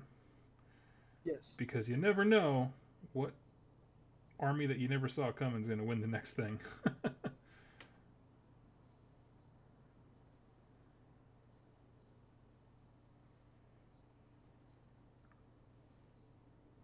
How comes the gloom spike gets? Are you painting the squigs all the same color, or are you a fan of multiple colored squigs? Because I actually love traditional squigs.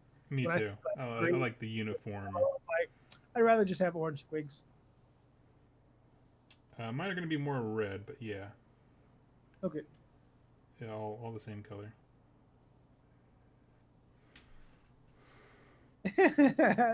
Yeah, I always do this. I'm like, oh yeah, you shouldn't say that. But now I'm crapping on multicolored squigs. Yeah. I'm a hypocrite. Okay. No. I just like. We all. Oh, yellow squigs are dumb. If you do that, We all are. No, nothing wrong with saying I like a coherent, not coherent, uniform paint scheme than anything else. That's fine. Provided that you don't correct people about squig biology when you see someone with a differently painted thing. technically. Yeah, actually. Uh,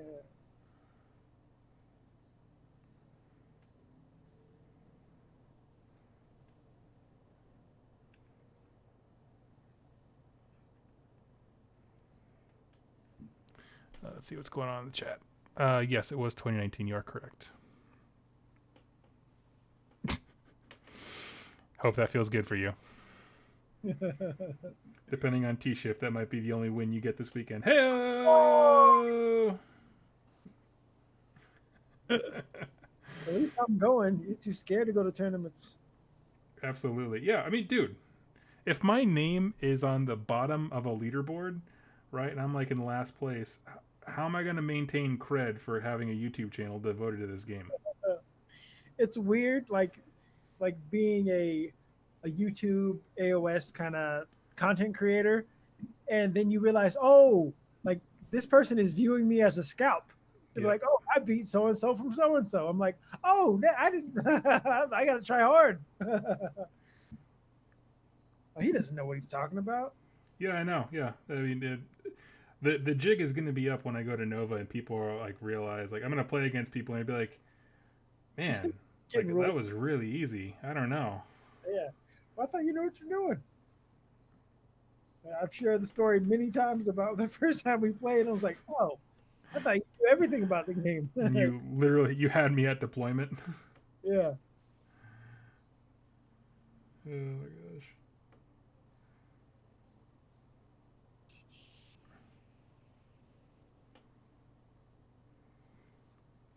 I can't promise anyone a close game, but we can certainly have fun. We'll roll dice. Yep.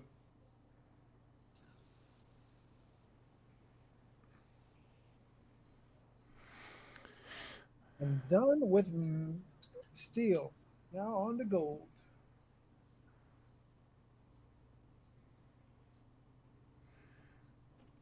Sweet, sweet. If someone beats Jack at a tournament, the new person takes over Jack's position in rerolling ones. A pro tip. People still say pro tip. Metal color, airbrush, Vallejo, acrylic. It's great stuff. I love this for metal. Got it from Vince from Warhammer Weekly. And it's one of the, yeah, it just goes on like butter. Sweet. Flow, great stuff, yeah. So metal color, airbrush colors. I dig it. Chrome. I got exhaust manifolds, just weird colors. It's great. Exhaust manifolds. You know all those steampunk carriage and overlord exhaust manifolds. Used it on my iron golems. Oh yeah, that makes sense.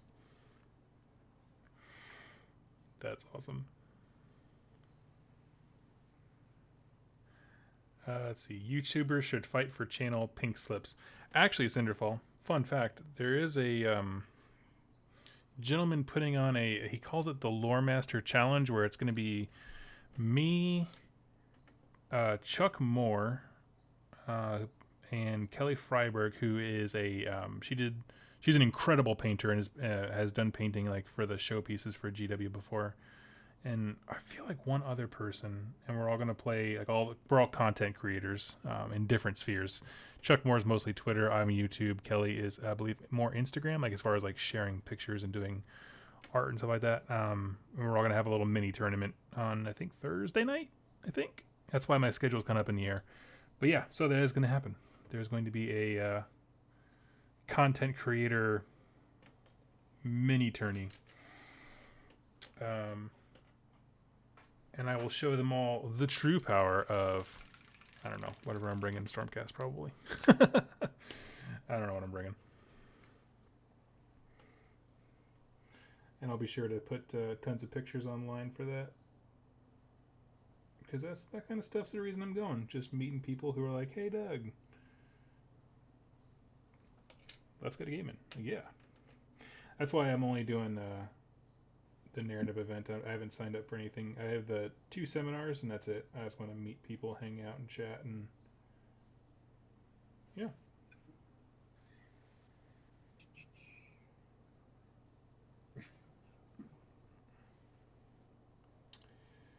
Well, I am. Let's see. Brian, your basing video with Vince inspired me to redo my bases on my Stormcast Vanguard. Ended up getting me the best overall at a local tournament. Congrats, my friend. Congrats. That's awesome. I haven't actually done that yet because I had my little hobby crash right after that video, and so I hadn't even touched them, but I'm going to. So yeah. I want to say thank you to Jasper. He likes my iron golems. Ooh, yeah. Thank you. Yep. Well, I'm going to hop off and Good. cook a very late dinner for my lovely wife, who's very patient. Thank you for joining us. I'm going to keep painting these because I have to have them done by Saturday. So Cool. Well, thank you everyone for joining us today, and hope you like the new setup I got with sharing a screen with somebody, and look forward to seeing you all very, very soon. See ya and happy wargaming.